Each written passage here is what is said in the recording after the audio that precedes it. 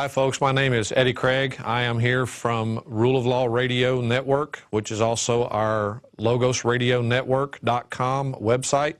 I am also going to be soon launching my own site called dowoflaw.com, which we will have some information for you to look at here momentarily. I would like to take this opportunity to thank Alex for allowing me to come back on the show and present this information to you folks. Now, what I'm going to talk about today for the most part are your rights, especially when it comes to things like public service and servant encounters involving traffic stops, sidewalk stops, public building stops, so on and so forth. It would surprise you to a great degree just how much the American people are no longer in touch with what their basic, common, unalienable rights actually are. We've been indoctrinated into surrendering them to the state and to those that we judge to be in authority over us for far too long. It's probably one of the biggest reasons for government-controlled schools is simply because this indoctrination process has to be done slowly, because what they're telling us about what we have as far as rights are concerned and how they actually treat us in regard to those rights are very much in contrast and in contradiction to each other. But by doing it slowly over time the way they're doing it, most people have gotten to the point where they don't even notice any longer that they have been deprived of those rights until it's far too late. Now, one of my pet peeves is when I hear folks talk about their constitutional rights or their civil rights. You need to understand that there is no such thing. When it comes to the American people, a constitutional right doesn't exist. Our rights are unalienable, inherent at birth. They're given to us by our Creator. They're not given to us by the Constitution. In fact, the Constitution sets no limits, creates no authority, and presents no power to the people. We created that document to serve us, not the other way around. So we don't have constitutional rights. We have inherent rights. There's a big difference. A constitutional right, by definition, when you give it that context, would be the rights and powers and authorities that we grant to government. The Constitution was created to limit their power and authority, not ours. And when they refuse to operate within the boundaries of that authority, that's where you and I have the inherent right to take them to task and hold them accountable for what they do. Now, given that, the courts today have pretty much decided that any ruling they make will favor government over the people the majority of the time. And that also is something that we haven't taken enough time and opportunity to be active in preventing. When we allow the courts to overrule the Constitution in favor of government, then the Constitution itself becomes worthless, because now we're being ruled by judicial opinion, not by law and not by constitutional limitations of governmental authority. So we need to understand the contrast and difference in that. Now, along those lines, when Dow of Law launches, what we're going to have is we're going to have a lot of useful tools for the patriot community. The whole purpose of this is to organize us instead of letting everyone go after a pet peeve or project the way it's being done right now. Everybody has their own little pet peeve. You have the Trans-Texas Corridor, you have driver's licensing, you have registration, you have gun registration, and everybody has their own little pet peeve and area that they want to get to, which in and of itself is not bad, don't get me wrong. But the problem is we're going after symptoms. We're trying to cure the disease by tackling the individual symptoms, and that's just never going to work. It doesn't work in medicine, it's not going to work in law. So what we have to do is start going to the source, the people that we have put in place as lawmakers. When we get rid of a bad lawmaker, we cure a dozen of these symptoms right off the bat. The more of these lawmakers we get rid of to put in actual people that care about our rights and the constitutional limitations on government first, the better off we are. As Jefferson said, the best government we have is the government that governs least, okay? And we can all think for ourselves, or at least we would hope so. And I think we should be allowed, once again, to reassume that authority. And when I say allowed, I use that, very loosely. We should take back the power that belongs to us and use it accordingly. But when this website launches, the purpose of it is to give us the tools and the ability to organize our patriot community into what it should be: goal-focused, goal-oriented. It will provide the tools to make that happen. It's going to be launched in 2 phases. We have some preliminary information that we're going to have, and everything that I'm talking about today, the transportation script, the cross-examination script, and all the other documents that you'll see on the presentation today, you will be able to download from this page and from the links that will be here. Right now we just have the 2 script links here, but by the end of the day we should have the 3rd link that will have a archived zip file of all the documents that we're using today. So you can feel free to go to this website in order to do that, which is shown on the screen there. So in phase 1, part of what we're going to launch is we're going to be launching several tools to make this a much more useful site to the Patriot community. You'll be able to do online meetings and online classes from our site. We were going to have open source distance learning software that we are custom developing to suit the needs that we're going to have. Any member of the site will be able to conduct their own scheduled online meeting, notify and invite people to that meeting. It'll be both audio and video as you see fit to do. It will automatically archive that meeting for you in a recording that will be downloadable for a set amount of time. So any meeting you have, you will be able to download the audio video for. It gives you whiteboarding capabilities built into the software, so you can actually share information from your computer screen with the folks that are attending your meeting. We will be moving our law classes at Brave New Books to an online resource as well. Not only will we be giving them live at Brave New Books, but we will also be presenting them online live. So you'll be able to join in and participate from anywhere in the world as long as you've got an active internet connection. And again, just like the online meetings, it will be audio video. We'll have someone that's sitting there monitoring the session, asking me whatever questions you want to send in, and we'll be happy to answer them while the class is progressing. That being said, once we get that launched, that will be part of the main tools that we'll have: the online meetings, the online classes. We're going to have resource sections. We're going to have other people that will be conducting their own portions of meetings and such. For instance, I am currently talking with Jack Bauer, or Michael Goldman, or Golden as people know him, on his own radio show to also facilitate that through our site to help draw attention and traffic as well. Basically, if you want to start conducting seminars, meetings, or things of that nature, our website will provide you with the tools to do that very, very inexpensively. It'll all be available to you for the cost of the membership, which will be approximately the same as the InfoWars membership, about $5 a month is what we're shooting for. So be prepared for that when it launches. In phase 1, those will be the major tools that we launch. In phase 2, we're going to also be creating iPhone and Android-based application called Tyranny Watch. And Tyranny Watch will basically just be a single-click application on your phone that when you activate it will do several things. Anytime you're having a police encounter or a public servant encounter and you need to know that someone has your back, you'll be able to activate that application on your phone. It will automatically turn on your camera and your audio and start recording the session. It will automatically start streaming that recording out to our website for archiving. It will also notify other members of Tao of Law that someone's in trouble. It will give them your GPS information via Google Maps if you have that information enabled in the features on the phone. It will give them a way of finding you and knowing exactly where you are.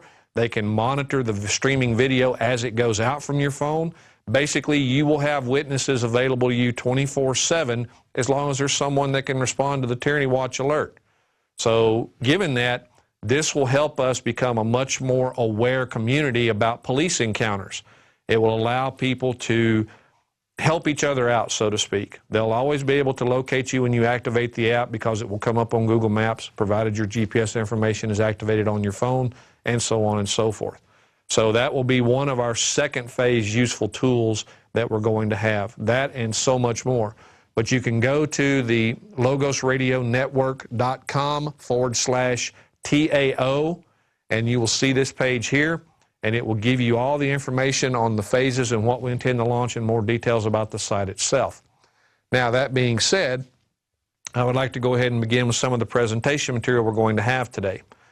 Now, my area of expertise is Texas transportation law and legal due process under the Code of Criminal Procedure, which is where they designate transportation offenses to be, is actually criminal offenses.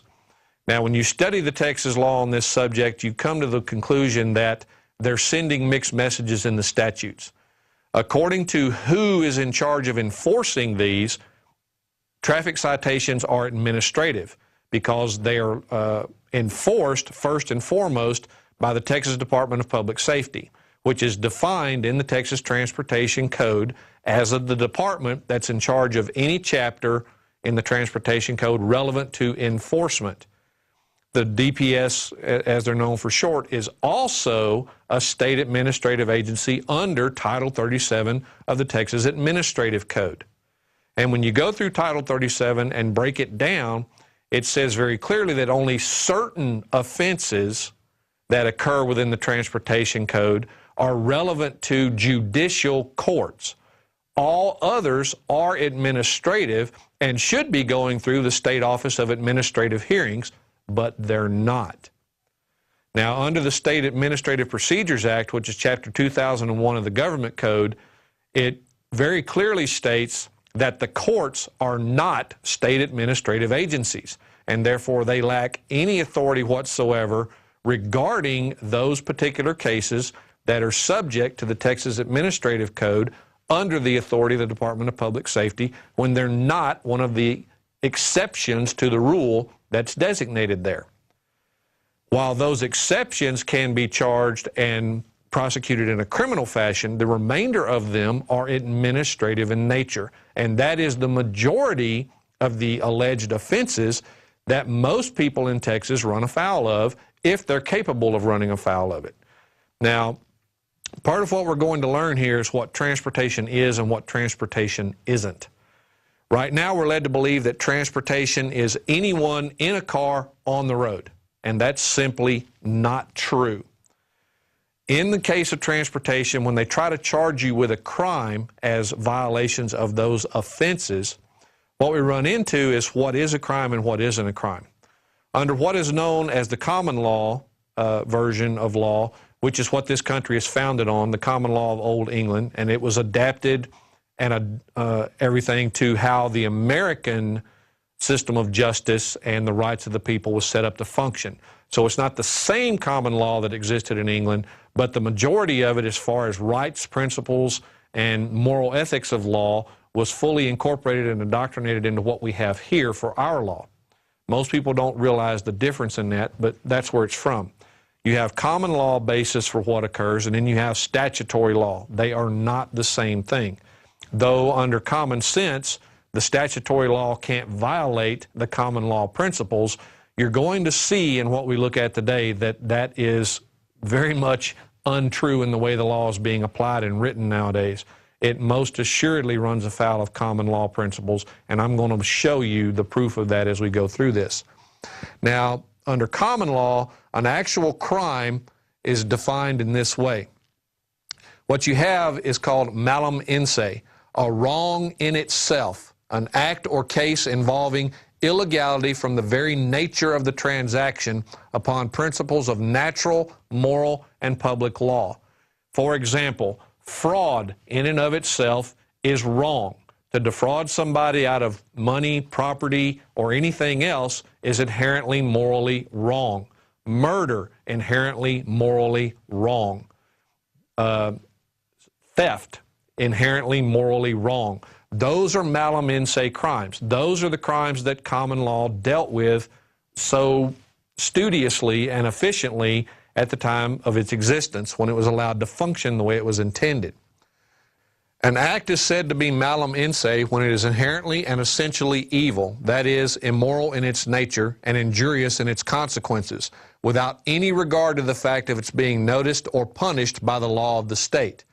Such are most or all of the offenses cognizable at common law without the denouncement of a statute, as murder, larceny, etc., compared to malum prohibitum. Now, malum prohibitum is the statutory means of declaring something illegal or unlawful simply because there's a law that says it is, not because there is necessarily any harm or injury that occurred because of it. For instance, when a city ordinance says they can fine you to keep off the grass, no one is injured by you being on the grass. It is simply malum prohibitum because some city manager decided to make it an ordinance that said you can't do it, even though there is no injured party and there is no intent to commit an actual criminal offense. When you have intent, that's when we get into mens rea, which is the bottom portion of this here. When we're talking about mens rea as an element of criminal responsibility, a guilty mind, a guilty or wrongful purpose, a criminal intent, guilty knowledge and willfulness. That, folks, is part of what it has always taken to commit an actual crime. The desire to commit that crime, the intent, the willingness to commit that crime and cause that harm to another person or their property. These malum prohibitum statutes have gotten so far out of hand that basically they're declaring anything and everything that we the people do as illegal, simply because someone doesn't like it. And it doesn't matter whether there is an actual injury or not. They simply want us to believe that it's wrong because a small group of people decided to petition a smaller group of people to ask for permission to have it declared illegal for someone to do this thing. That's basically where we find ourselves. The majority of our law is no longer malum in se, it's malum prohibitum. And because of that, they are prohibiting virtually everything that we have done in our lives since America began. They have criminalized virtually every aspect of American life. You see it when they raid a location that sells raw milk, for example. You see it when Monsanto is allowed to go out and poison our food genetically and so on and so forth. And the only people being prohibited from doing anything are those that are not the big money corporations such as you and I. Basically, we are now under the thumb of corporate welfare in more ways than one, whether it be actual for-profit corporations or it be the state operating as a for-profit corporation in its own self. So, that being said, we need to understand what an actual crime is versus what a malum prohibitum alleged crime is. This is what brings us into the areas of transportation, which is one of my main areas of expertise. Now, when we get to transportation, we're going to get to some definitions when we go through this. And there's some things you need to understand about reading and understanding statutes when you begin to research this on your own. Terminology in relation to statutes is extremely important. Everything about statutory language is a gotcha clause. And 4.6 here, this gotcha of terminology, the compound definition, is one of the key ways of understanding how this system is set up to function. Semantics in regards to transportation enforcement is extremely important. Everything is about the language. Everything is about the definitions in the language. So that being said, one of the first things you have to pay attention to is what I refer to as a compound definition. A compound definition can be hard to spot it when you don't know what you're looking for. But basically speaking, a compound definition is any definition that contains one or more terms or phrases that itself has its own separate definition elsewhere. Now, one of those primary examples when we move down to the next portion of this is you're going to see commercial motor vehicle. Notice that means a motor vehicle. Well, right here we have a problem. You have a definition that uses the same terms as a part of its definition. Right there we have something that isn't defined. You're trying to use the term being defined as a part of the definition. Then you say, when you read this, means a motor vehicle other than a motorcycle designed or used primarily to transport property. Now, another way I used to talk about this in my seminar material, and this is an excerpt from the book that I have in that seminar material, is these are what I refer to as rabbit trails. In this, there are multiple rabbit trails that you need to look at. For instance, commercial is a rabbit trail. Motor vehicle is a rabbit trail. Vehicle is a rabbit trail. Transport is a rabbit trail. Property is a rabbit trail. Passenger and passenger car itself is a separate rabbit trail. This, folks, is why statutory law is so hard to understand. And one of the things you'll notice most is that when you see a word or phrase in a statute, the worst mistake you can make is to believe you understand that statute. When you recognize that word or phrase and assume that it means the same thing in the statute that it does in common English that you're familiar with, that will always be a mistake, and here's why. If they created a definition for it in the statute, then it is an absolute 100% guarantee that term or phrase is being used in a manner other than the normal. If it was not so, they would not have to create a separate definition for it within the statute, would they? They would simply say, go see Webster's. Or they would include the same definition that's in Webster's. But they don't do that. They create their own specialized definition for that. Now notice, when you look at light truck, it says means a commercial motor vehicle that has a manufacturer's rated carrying capacity of 1 ton or less. So right here, light truck contains a separate definition. So light truck right off the bat is a compound definition because it contains another defined term from right up here. So when we go down a little bit further and we look at some more of these definitions, you can see here we have motor vehicle, which is a separate definition from commercial motor vehicle, which we just saw. When you look at this, we now have a new definition to look at, which is vehicle by itself. Notice, motor vehicle means a vehicle that is self-propelled. All right? Now, another key factor to this is going to be the term owner. When you go look in law and you read some of the things that we have here, owner means a person who, A, holds the legal title of a vehicle. So again, rabbit trails, legal title and vehicle. B, has the legal right of possession of a vehicle. There's 3, legal right, possession, and vehicle.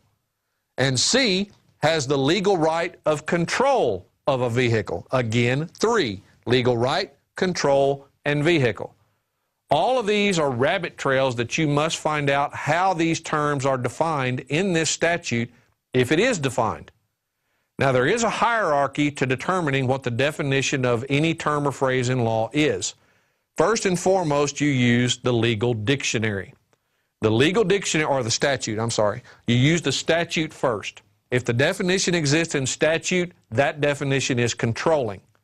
Now, after that, if the statute does not define any particular definition for a term or phrase, then you go to the legal dictionary and the case law. Most of the time, the definition you will find in a legal dictionary is based and set on case law.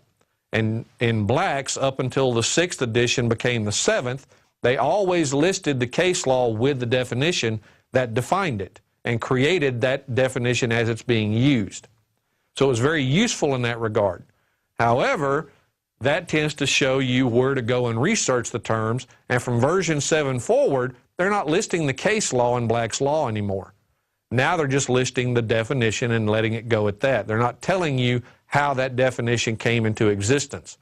When we get to some of those definitions from Black's Law, I want to show you exactly how and why they started doing that. Now, after owner, you see passenger car. Again, means a motor vehicle. So a passenger car is a motor vehicle. Other than a motorcycle, a golf cart, or a light truck, which is a definition we also saw, or a bus, designed or used primarily for the transportation of persons. Now, transportation here is underlined because, once again, that is an extremely important rabbit trail, and here's why. Transportation is one of those terms that is not defined in any Texas code whatsoever. It's not in any statute. It's not defined anywhere. So now we have to go to the hierarchy to find out where we have to look. Since it's not in the statute, the next place we have to look is actually going to be the legal definition found in a legal dictionary and the case law that goes with it. So when we look that up, it's going to surprise you. But we'll get to those definitions also shortly when we start looking through the Black's Law. So if we go to the next shot, now we finally get to the term vehicle. Vehicle means a device in or by which a person or property is or may be transported or drawn on a public highway other than a device used exclusively on stationary rails or tracks. Now let's consider where we got to this point. You have commercial motor vehicle, which says it is defined by a motor vehicle. Then when you look at the definition of motor vehicle, you see that it's defined according to what a vehicle is. Now we finally get down to vehicle and what it means. When you see transported or drawn, transported, of course, is being part of transportation, and drawn simply means pulled or towed behind. So drawn tells us that, one, we're dealing with some type of trailer in most cases. Transported, well, when we get to the definition of transportation, you'll see why that becomes important. All right, and now we're going to move forward here. Okay, when we get to these definitions, we can see that something like commercial motor vehicle is what I refer to as a multi-layered compound definition, because it contains one or more compound definitions within its own. When you look at the definition of passenger car, it contains a compound definition, motor vehicle, which itself contains the term vehicle, and the term vehicle contains the terms transported and drawn. Hence the layering of the terminology to make it more difficult to determine just what applies within the definition. This is where I came up with the requirement of following the rabbit trails. Okay? I cannot tell you how important it is to be ever watchful for this, because this is going to happen in every statute every time they're attempting to write what they're calling the law. Now, the other thing you need to understand about a statute is the statute is not the actual law. The statute is more akin to a regulation or a agency's or department's interpretation of the actual law, and then these are submitted to the legislature for their approval, or they're updated by some member of the legislature that wants to create a new addition, change something, or something in reference to it. But do not assume that every statute is created in and of itself by the legislature. It has to be approved by them, but it does not necessarily have to originate with them. Now, the difference here between a statute and the actual law, the law is the actual bill that was submitted by one of the houses of the legislature in your particular republic, ours being Texas, of course, and then it gets voted on and passed through, and it does not actually become a law until the governor signs it, or it's passed because the governor didn't sign it within a certain amount of time. But once it's passed, it becomes the law. The statute is supposed to interpret that law in a manner that makes it generally acceptable, usable, as long as it does not alter the specific subject matter and intent of the law upon which it's based. Well, believe me, folks, they've done that in many, many ways in many, many of the republics. The statutes no longer follow the language or the intent of the actual law. For instance, the Transportation Code in Texas was recodified in its entirety in 1995. Now, the Texas Constitution in Article 3, Sections 29 through 35, says how the legislature must create law, where their authority to create law comes from, and it limits them to be the only people that have the authority to create any actual law that is binding upon the people of our republic. Given that, what they've done is, when they recodified, our Constitution here in Texas says that they cannot change the subject matter or the intent and purpose of any statute by amendment. They have to repeal the act if they're going to encompass anything new. They have to repeal it in its entirety and resubmit it in its entirety with the new changes. Folks, they did not do that. In 1995, they simply renumbered and recodified the old references from Vernon's annotated statutes into what we see as the Transportation Code. They've also done that to the majority of the other codes here in Texas and virtually every other state of the Union. Now, given that, we can see right off the bat when we get into this that what the law can do and what they've tried to make it do definitely do not agree with each other. All right, when you're reading statute, keep in mind terminology is important. And again, this is just to show you what I was saying a moment ago. Never assume you know the meaning of the words or phrases just because you recognize them. The way they're being used in law and the way that they apply in law will be different if they've been defined by that so-called law. When a statute refers to a word or phrase having a common usage, they almost always mean common usage in law. The rule of statutory interpretation, according to the courts, is that any term or phrase will always be interpreted in line with its common usage. What they fail to tell you when they make up these types of rules for interpretation is that they have to follow that same hierarchy of defining that term. They have to look at how the statute defines it first. If the statute fails to define it, then they have to go to any case law and legal dictionary definitions for defining it. And if that doesn't exist, then and only then can they go to the Common English Dictionary. This is the way it's always worked when it comes to law, but we're being misled into thinking that when they say common usage, that they simply mean Webster's or American Heritage, and that's simply not true. It's common usage in law. So we have to start looking for the references that are used by those in the legal community first. And that always starts with the statute itself. Now, these are some of the definitions relevant to transportation, and you'll see why momentarily. First off, we have to deal with carrier. What is a carrier? Well, according to Black's Law 6th edition, a common carrier is any carrier required by law to convey freight without refusal if the approved fare or charge is paid. Common carrier in the 8th edition of Black's is a carrier that is generally required by law to transport passengers or freight without refusal if the approved fare or charge is paid. Notice what these two definitions have in common.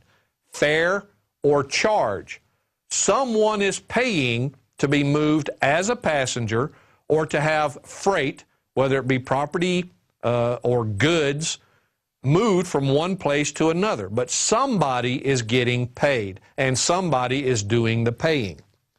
When you look at contract carrier in Black's Law, a contract carrier is a transportation company that carries for pay the goods of certain customers only as contrasted to a common carrier that carries the goods of the public in general. So those folks are your reasonable definitions of a carrier, okay? You have common, you have contract. So when we look a little further down in these types of definitions, we're going to come across something else. Now, a carrier is someone that's getting paid to perform this function of moving passengers or freight. Now let's talk about what happens when it's being done in something like a car or a bus.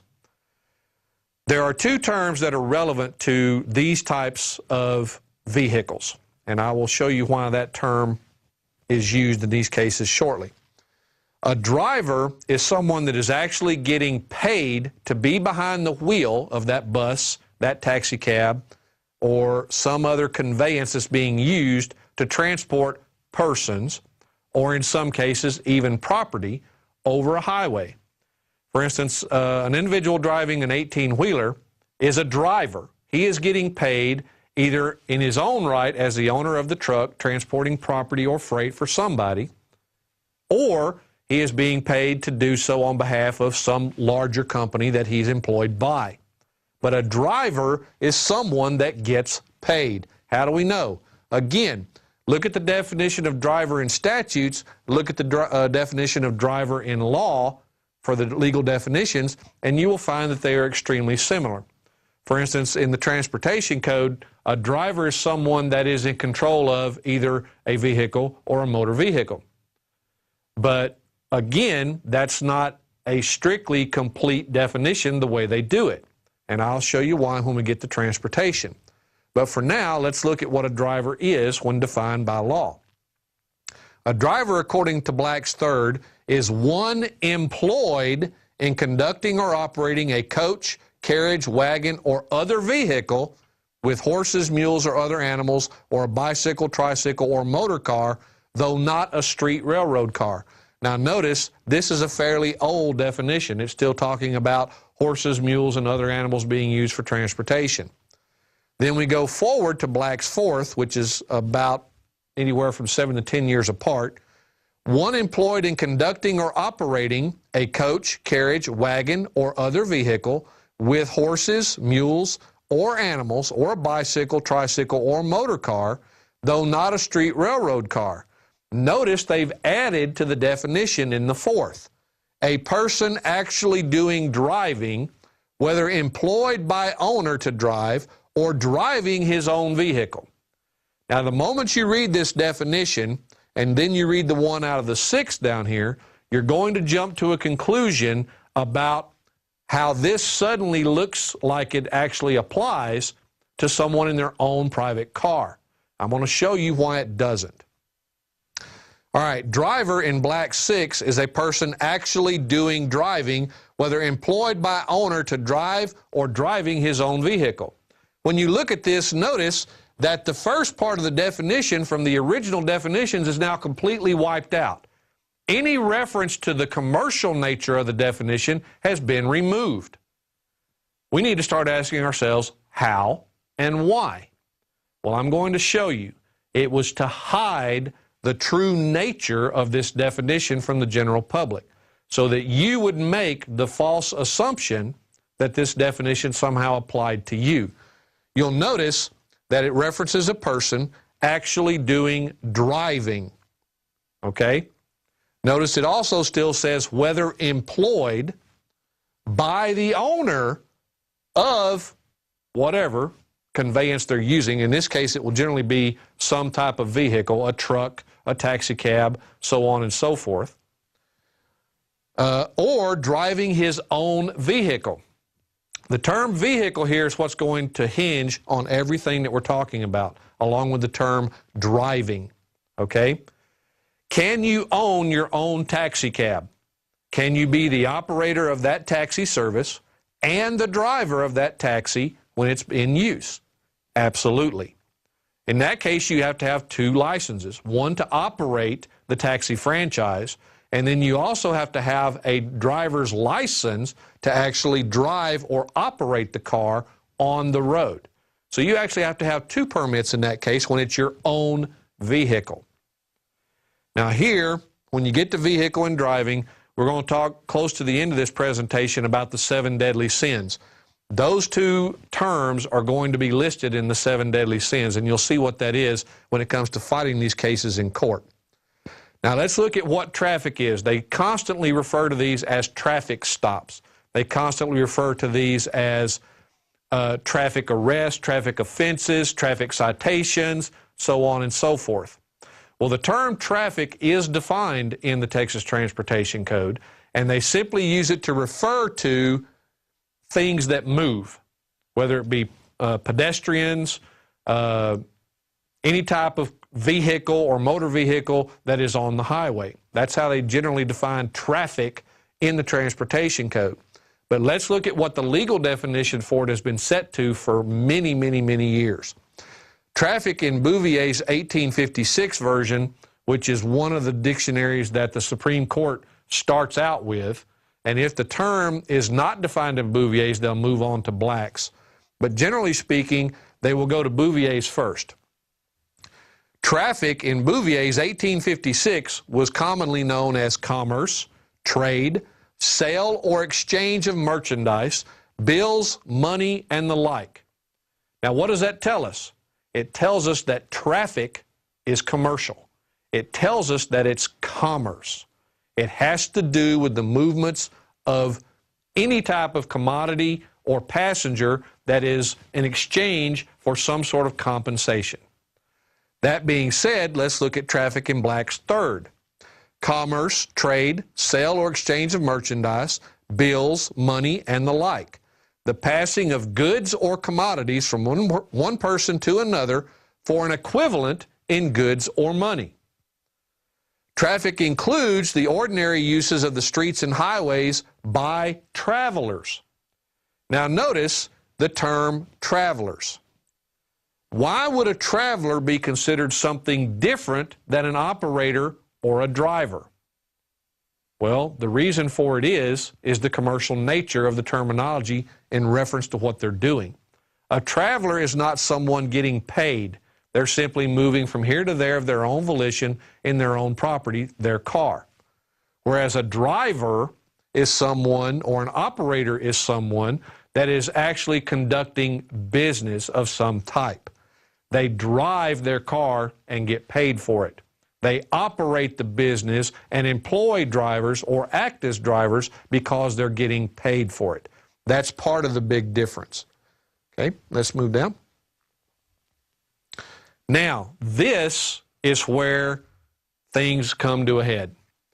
When we start dealing with the actual term transportation itself, when you get to transportation, transporting, transported, anything of that nature, you're dealing with transportation. Transportation in black's fourth is defined as the removal of goods or persons from one place to another by a carrier. Remember, we saw carrier at the beginning of this. Carrier is someone that is conducting a business and getting paid for it. Therefore, if someone is doing the removal of goods or persons from one place to another by a carrier, then that is someone conducting business. When you look at the definition in black sixth, the movement of goods or persons from one place to another by a carrier. And under 49 U.S.C. section 5102 subsection 12, transports or transportation means the movement of property and loading, unloading, or storage incidental to the movement. Now, there are other definitions of transportation and motor vehicle within Title 49 that are relevant to this, but we don't need to go into those. When you get to studying your particular republic's transportation or motor vehicle code, or your administrative code, you're liable to find that those codes make references to Title 49 of the United States Code. The reason for that is that almost every motor vehicle code and transportation code is based upon the federal law. The federal law itself is specifically directed at commerce. It's the only thing the federal government can regulate in that realm is commerce. Well, folks, I'm here to tell you the same thing is true for your state government. They cannot regulate your private activity. They can only regulate the commercial activity that has an opportunity or ability to affect the general public. This is what is known as a regulable activity. A regulable activity is any activity where one must have a license or a permit or some sort of governmental permission to engage in that activity. And almost always that activity has the potential to affect the public health and welfare. That is where the government gets the power to regulate it, is to safeguard the public from the consequences of people engaging in that regulable activity. Let's take an example here. Let's say that you have your own truck and your own trailer, standard 18-wheeler, and you use it to move goods and property for people for money. You're using the roads as a place of business. But at the same time, since you're an independent, all the money to maintain that equipment comes out of your pocket. So anytime your expenses outweigh your profits, you're losing money.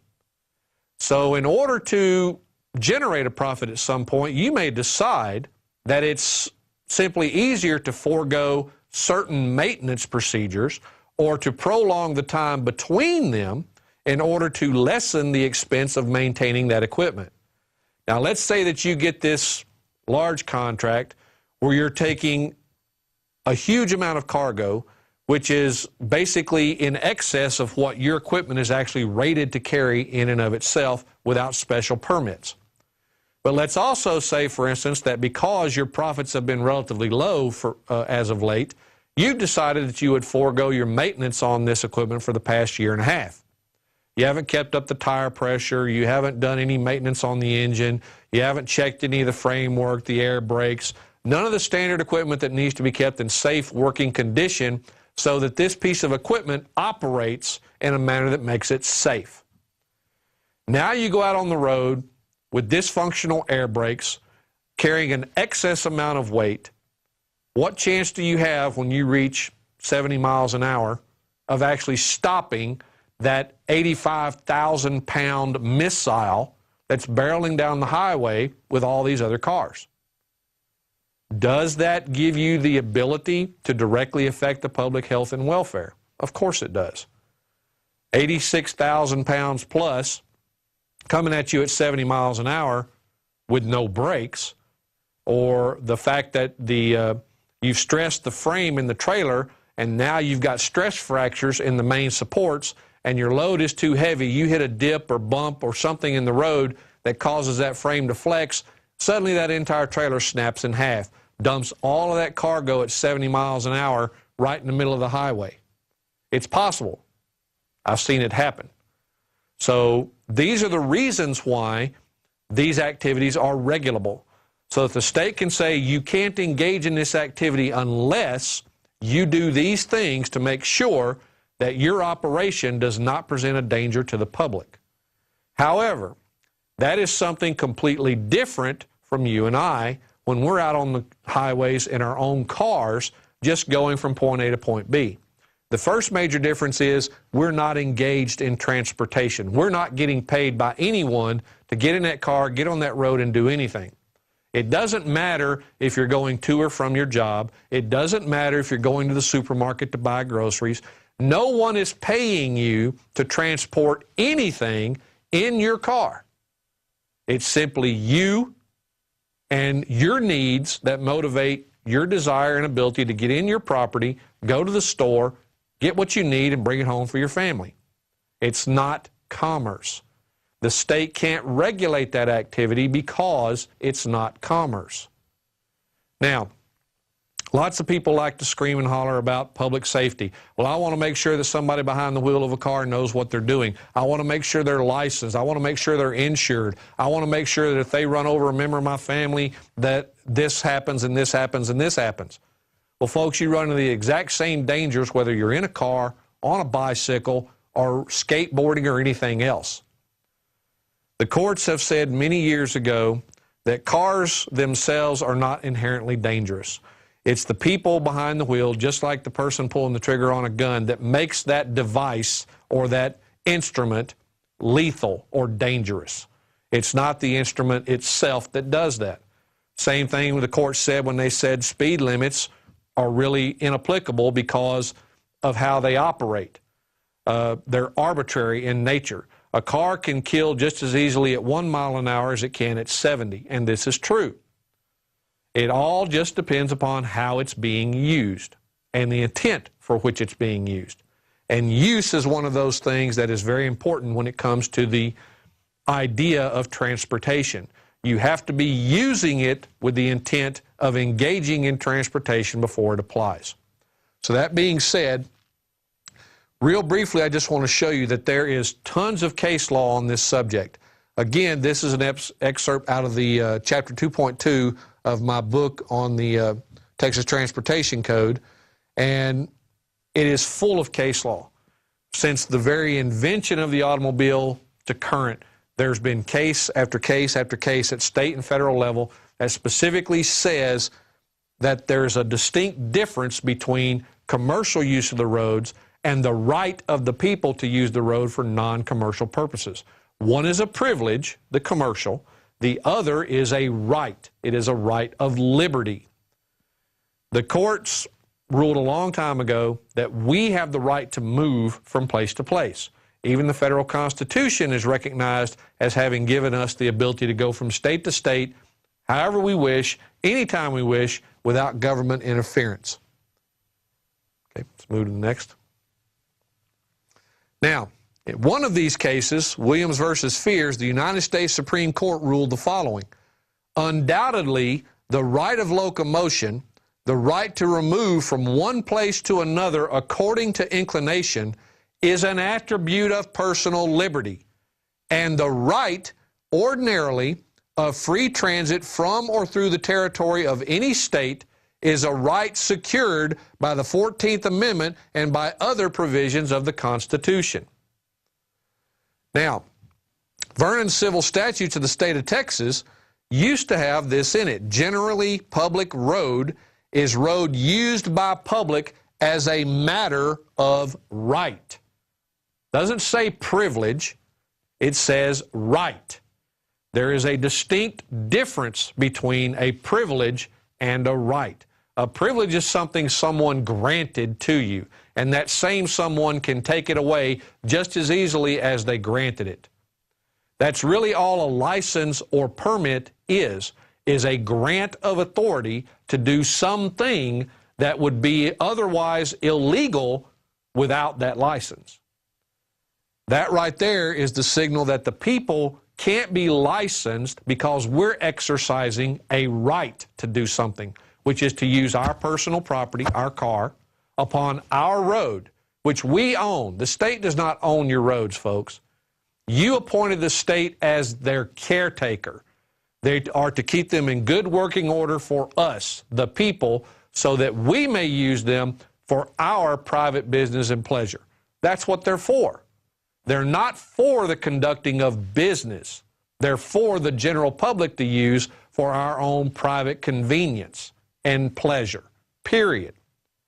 That's why they can license the privilege, because someone is using what belongs to everyone to generate private profit for themselves.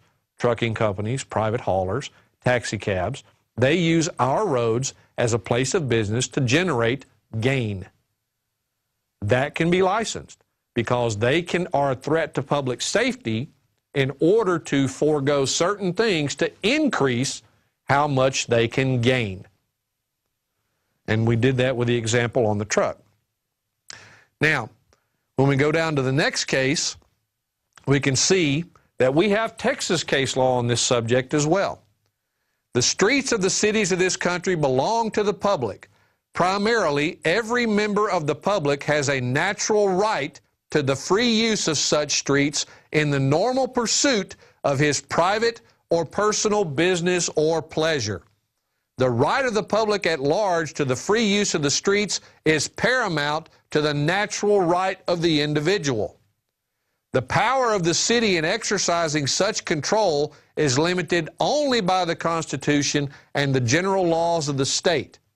But neither the legislature nor the city commissioners has the power to take away or unreasonably abridge the natural rights of the citizen to the use of the streets in the manner and for the purpose we have set forth above. City of San Antonio versus Fetzer. Right here in Texas, we have case law that says exactly what I'm talking about. Both the transient public and the owners of abutting property have the right to the free passage of vehicles on the public highways. Now, the use of the highway for the purpose of travel and transportation is not a mere privilege, but a common and fundamental right of which the public and individuals cannot rightfully be deprived. This is always talking about the rights of the people to use the road. Now, one of the problems with these case opinions, however, is the following. It still uses the 7 deadly sins to define the activity that these cases are the subject of. The operation of vehicles, driving of vehicles, and so on and so forth.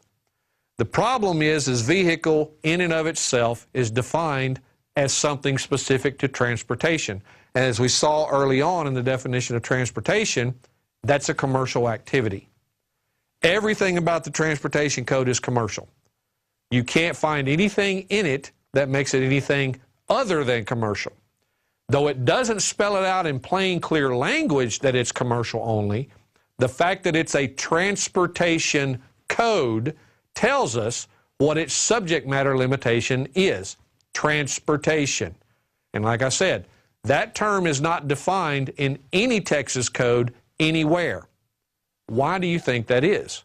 Because if that definition was given out and people were wise to what it actually applies to, then the state cannot do what it's doing by stealing money through illegal revenue generation on traffic citations, forcing everyone to register a car or get a license or get insurance or to get inspections. If they're not engaged in the regulable activity of transportation, the state would lose billions of dollars of this revenue it's generating by creating the appearance that this statute and these definitions and terms apply to everyone. They don't. It is one great big lie. That's the reason the title of my book, where these excerpts are taken, is called The Texas Transportation Code, The Law versus the Lie. And believe me, folks, it's a lie. All right, again, this is the case that we read at the bottom. The reference there is Thompson versus Smith. This case also makes it very clear that it is the right of the citizen to travel upon the public highways. Now, when you read case law opinions, you're going to find out that they use a lot of terms that a lot of people in the patriot community disagree with, such as citizen and so on and so forth. A lot of this I don't care for in one particular way or the other. My goal is to take their own law and beat them black and blue with it at every single opportunity. And as we get into dealing with this issue of transportation when it comes to a traffic ticket, the traffic stop itself and your rights there that are being negated at every turn, and then taking the issue to court, you're going to see exactly how this works. Now, I'm going to tell you the two major moneymakers for the state, at least the state of Texas, is financial responsibility tickets and speeding tickets. Those are their two favorite things to go after the general public for. They will use these to generate revenue by the billions of dollars every single year. Just in the city of Austin, Texas in 2010, the Austin Police Department issued over 304,000 traffic citations.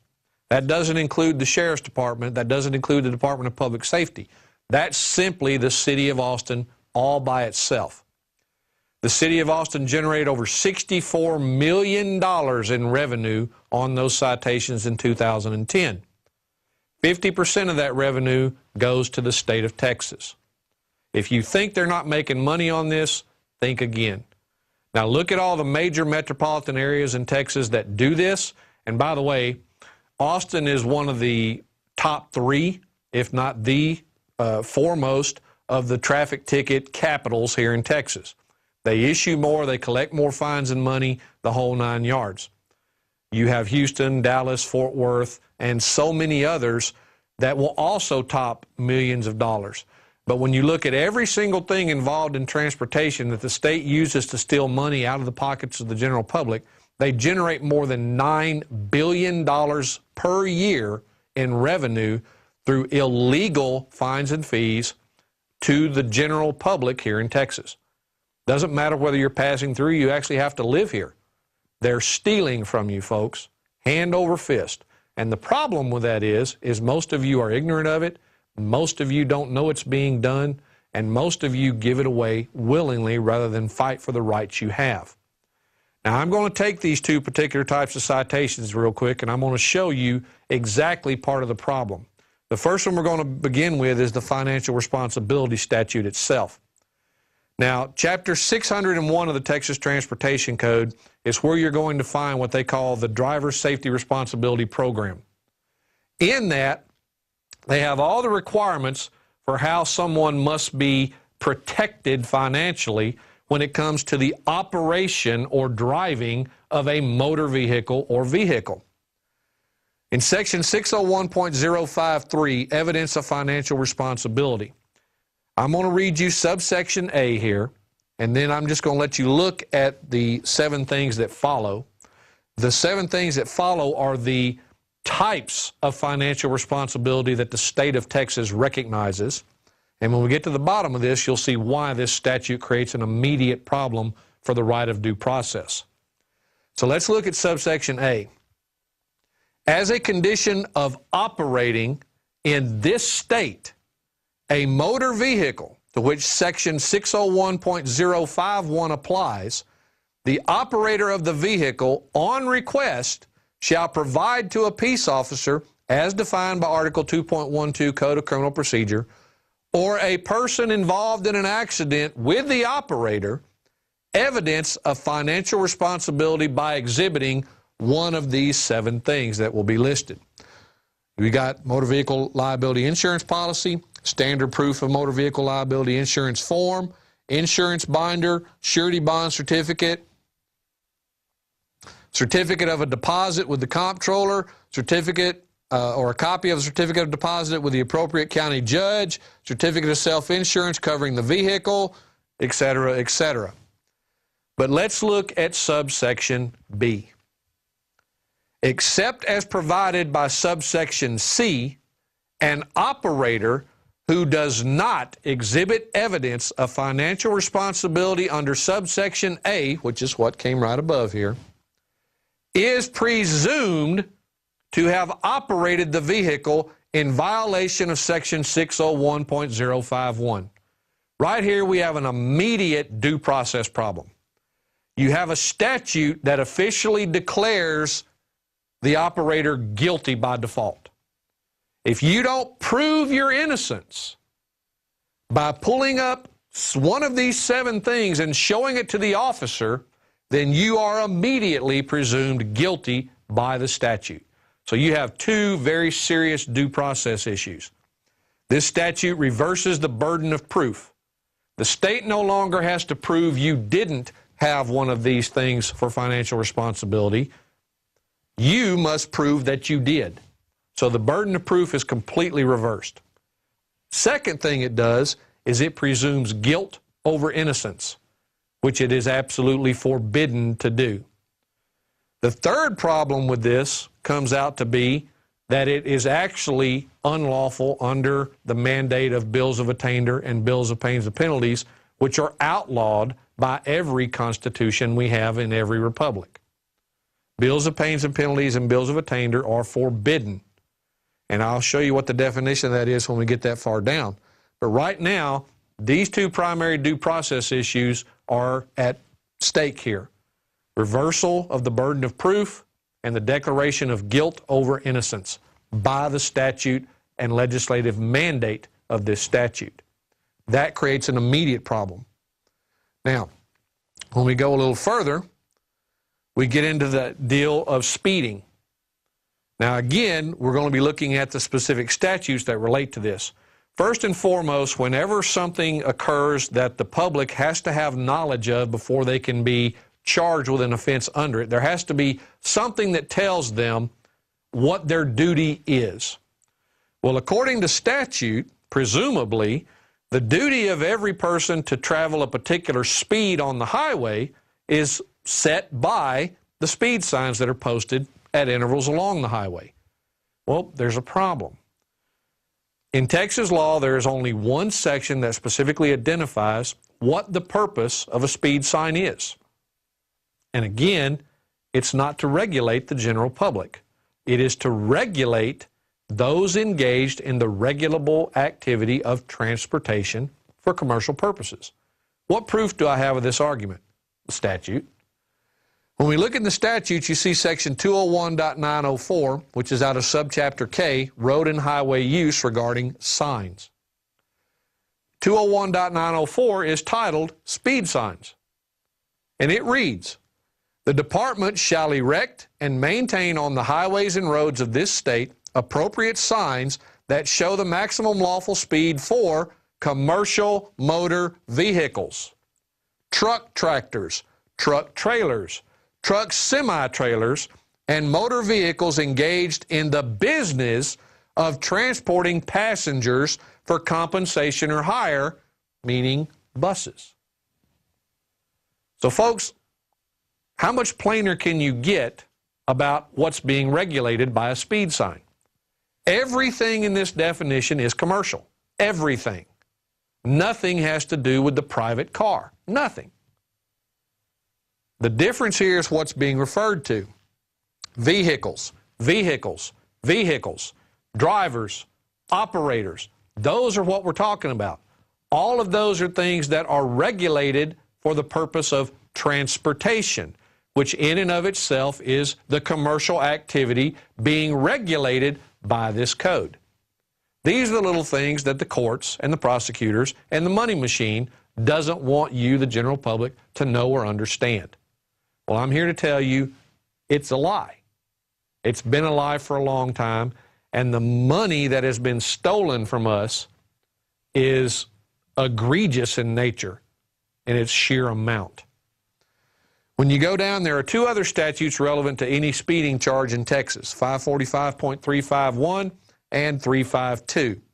When you look at, move back up to the top of that for just a second. When you look at 351, you'll see it is titled Maximum Speed Requirement. Here it tells you an operator may not drive at a speed greater than is reasonable and prudent under the circumstances then existing.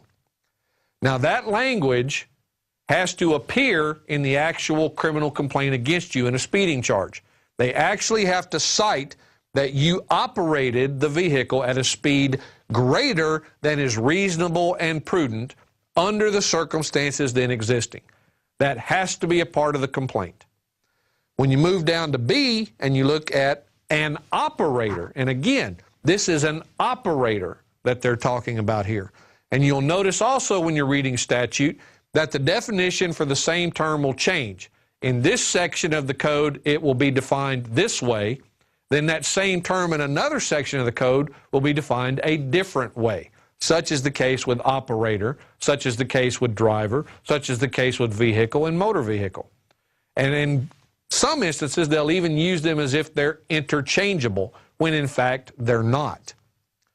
Now, an operator may not drive a vehicle at a speed greater than is reasonable and prudent under the conditions and having regard for actual and potential hazards then existing. And when we go to the next section, that is continued as far as the condition.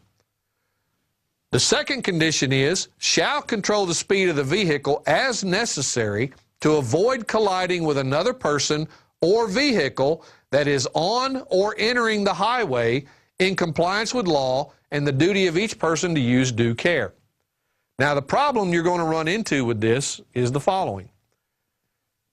This right here tells us very clearly that one of the elemental conditions required to be proven in a speeding charge is that a collision occurred. That is never proven. That's never even alleged in the complaint. The traveling at a rate that's greater than reasonable and prudent is certainly asserted. It's a requirement. So why, even because it says and then we get part 2 here, this is also a requirement. It's mandatory. It doesn't say or this condition, it says and this condition. So not only must you have exercised due care with a speed that is reasonable and prudent under the circumstances then existing, but you also must have done so with the intent of avoiding a collision. So the only way that you could violate this section is if a collision occurred, because obviously you were not able to avoid it, meaning either the person entered the roadway illegally and not in compliance with law, which makes the fault theirs, or you were traveling at such a speed that you could not take reasonable care and act prudently in order to avoid a collision with somebody who did enter the highway in a lawful, legal manner. That's the only way you can violate this. But again, they never prove a collision at all. It's never even mentioned. So let me tell you how they get away with doing that. When you look a little further, it gives you some other information about when subsection A and B kick in. It talks about the operator approaching and crossing an intersection or railroad grade crossing, the operator approaching and going around a curve, approaching a hill crest, traveling on a narrow or winding roadway, or there's a special hazard that exists with regard to traffic, including pedestrians or weather or highway conditions.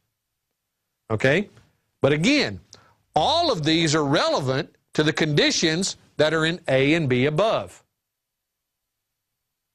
So you can't, just because you're going faster than the posted speed limit, under these conditions and in these sections, unless they can prove A and B, none of this applies.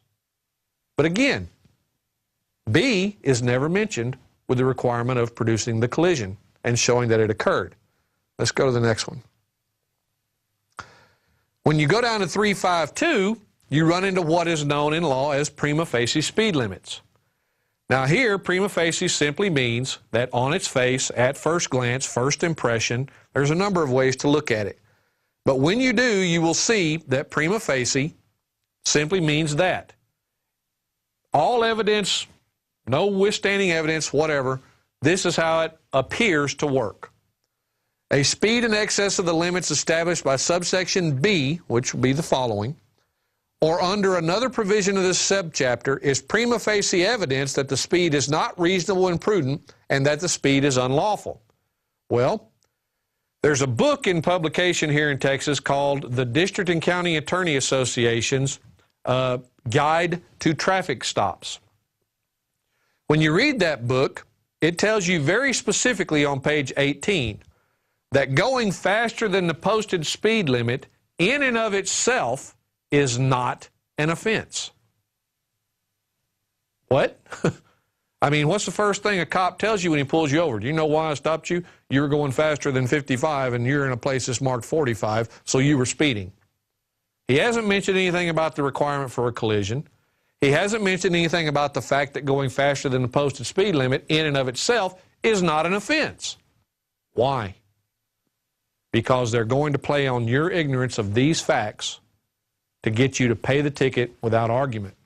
They're going to steal your money, and you're going to help them because you are going to say, too much time out of my day, it's too much trouble, too much hassle, too big a problem, I got things to do, I got a life to lead, I don't want to be stuck in court, I don't want to have to go out there and pay the parking fees. You name it. You'll come up with a million excuses why you hate to pay it, but you're going to pay it. That, folks, is exactly what the system counts on. The fact that you are more than willing, because it's more convenient to pay the $200 than to take time out of your day, miss work, have to hire a babysitter, or anything of that nature in order to fight it. But that's one of the reasons the system has managed to stay alive as long as it has. More people pay than fight. This system would die within a month if everybody fought their ticket. You would drive the cost of prosecution so high that they couldn't afford to keep it alive. They would have to set the fines and fees in the thousands of dollars range to even break even.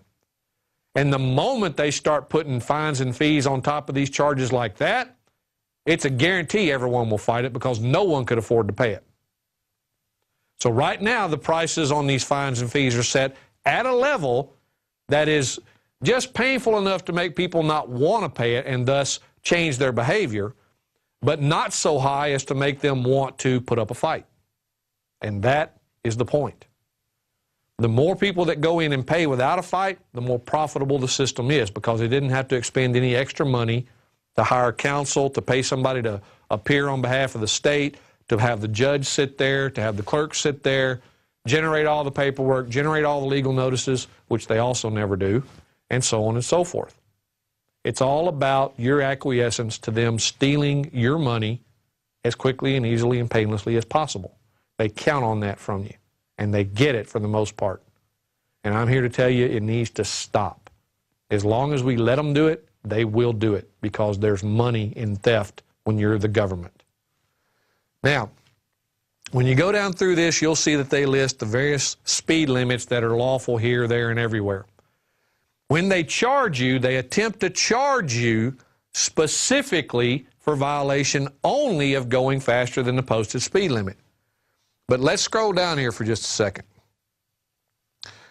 Now, anywhere in here, do you see the language, both in the part right immediately before this or here, where it says anything about the speed being reasonable and prudent under the conditions then existing? Go down one more. Okay? Again, not there. Nothing in that language appears here. Yet it is in 351 where it deals with the collision. Now, the case law I've read on complaints says that that language must be there.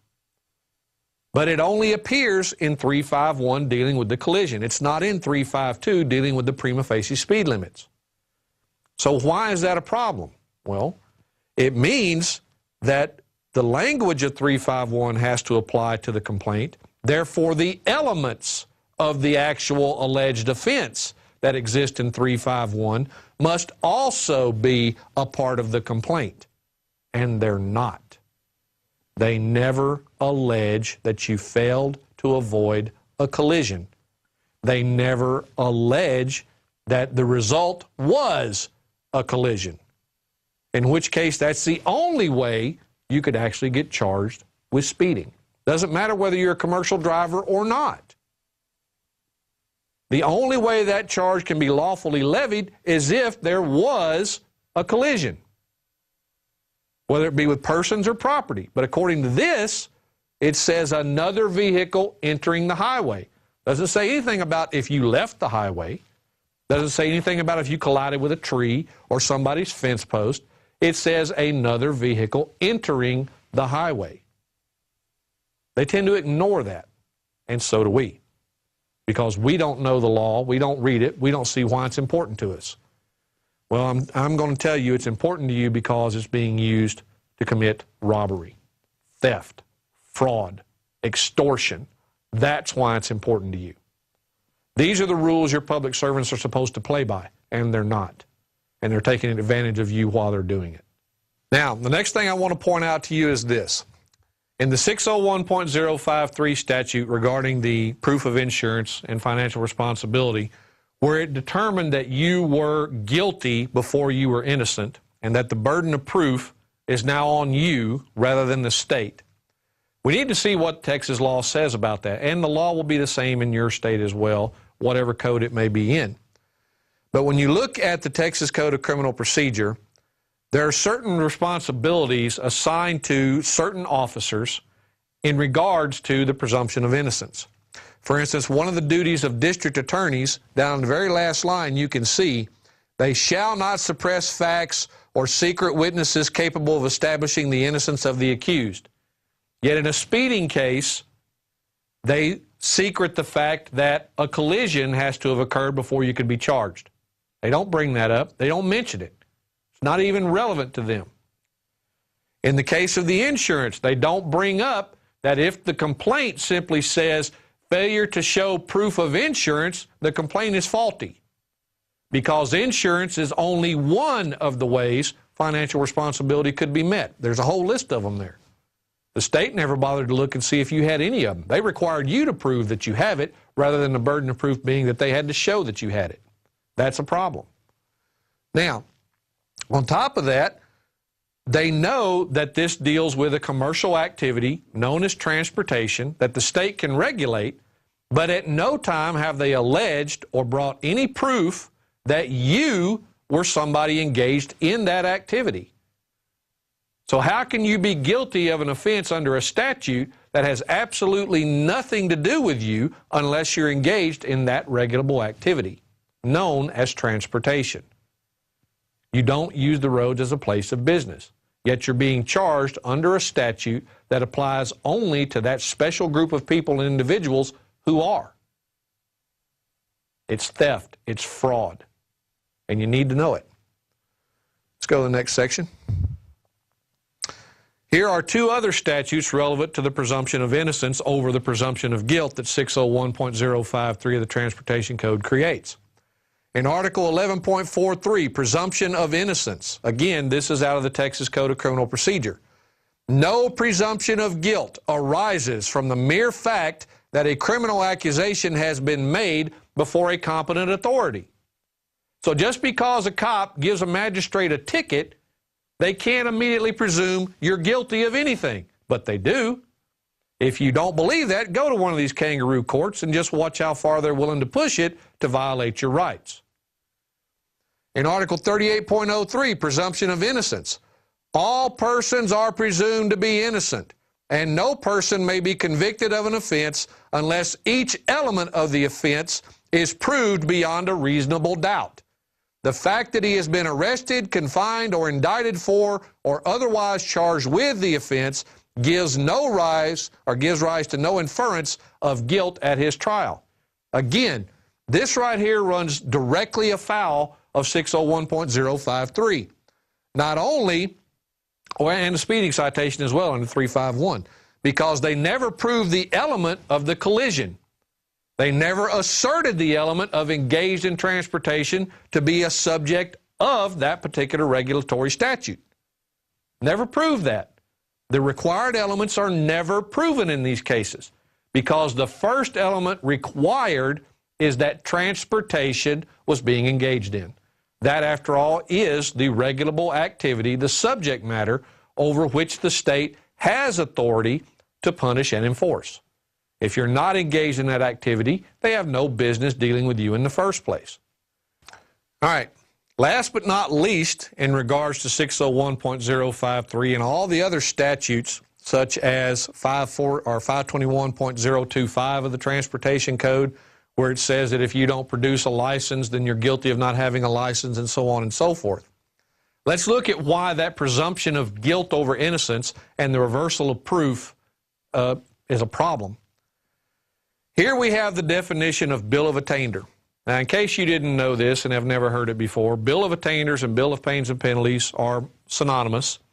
The exception being that a bill of attainder was usually for offenses related to things punishable by death, whereas a bill of pains and penalties was relevant to any lesser offense. But basically, a simplified definition is it is a legislative or administrative predetermination of guilt without judicial review. And what you saw in 601.053 is a legislative predetermination of guilt. It's an administrative predetermination of guilt. Why do I say that? Because unbeknownst to most people, Texas and many other states have implemented surcharges to particular type of offenses. Not only that, there is no requirement before these surcharges can be levied against you that you actually be convicted of the offense you're being accused of. If they actually write you a citation for failure to provide financial responsibility or to maintain financial responsibility, and you go to court, that court will immediately file a notice with the Texas Department of Public Safety, who will immediately tack on those surcharges to your registration and your insurance renewals and force you to pay them even if you never get convicted of the offense in court. And it will be a very hard uphill battle to get that changed and to not have to pay those fees, because you have to find a way to compel the court that sent that information in to send in new information telling the DPS that they can't charge those fees because they had to dismiss the case or you weren't found guilty. They make it as difficult as possible for you to get your money back or to not have to pay the money at all. And that's intended.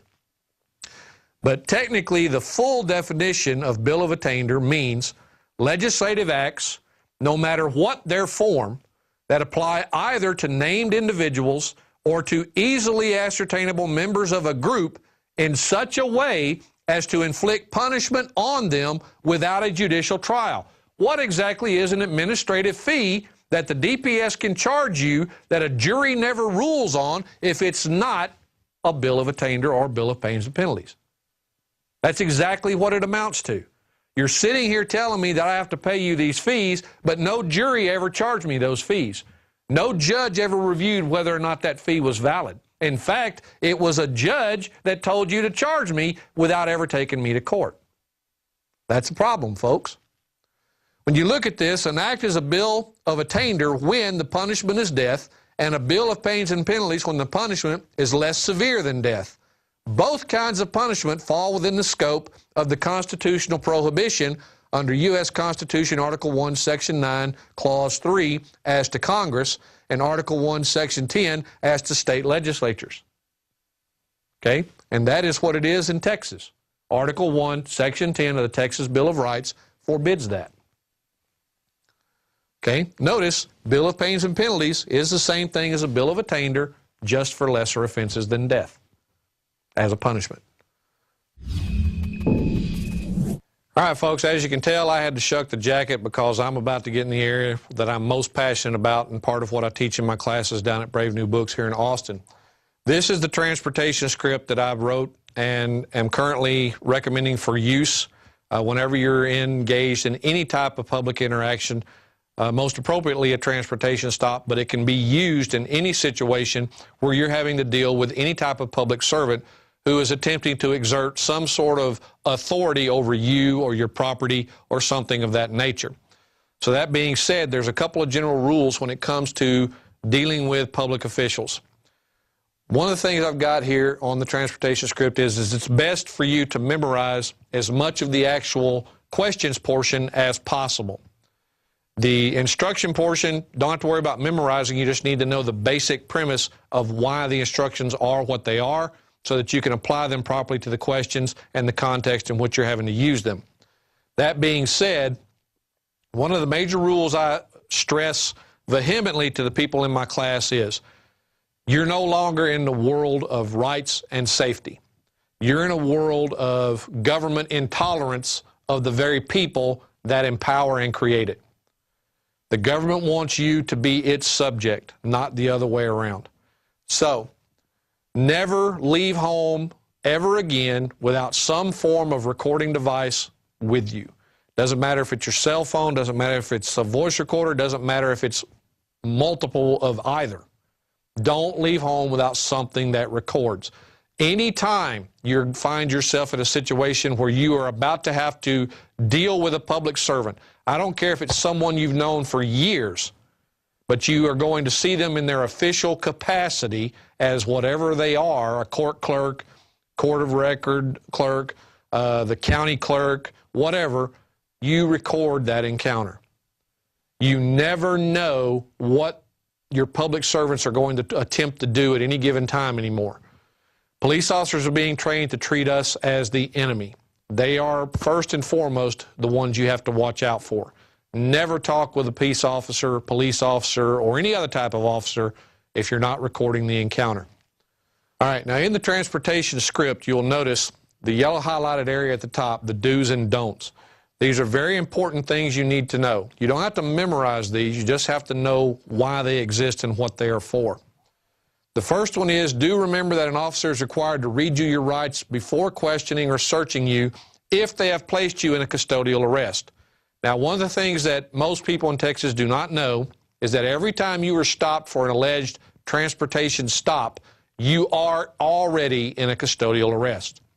There are many sections of Texas law that make that clear, but the one that will make it the most pointed will be Chapter 543 of the Transportation Code, where it talks specifically about the arresting officer may release the person arrested from custody and so on and so forth. You also have a Texas court case that says very clearly that that arrest that occurs in 543 is a custodial arrest. So they will always tell you, however, that you're not under arrest.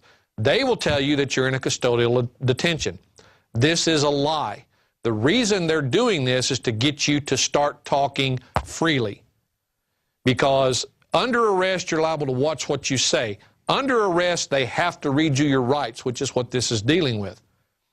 If they don't tell you that and you just talk freely, then anything you say can and will be used against you, and you can't get it suppressed later because the court will view it as a voluntary statement. So you need to know immediately that the moment the lights come on in Texas relating to any form of traffic stop, you are already in a custodial arrest, and you need to act accordingly.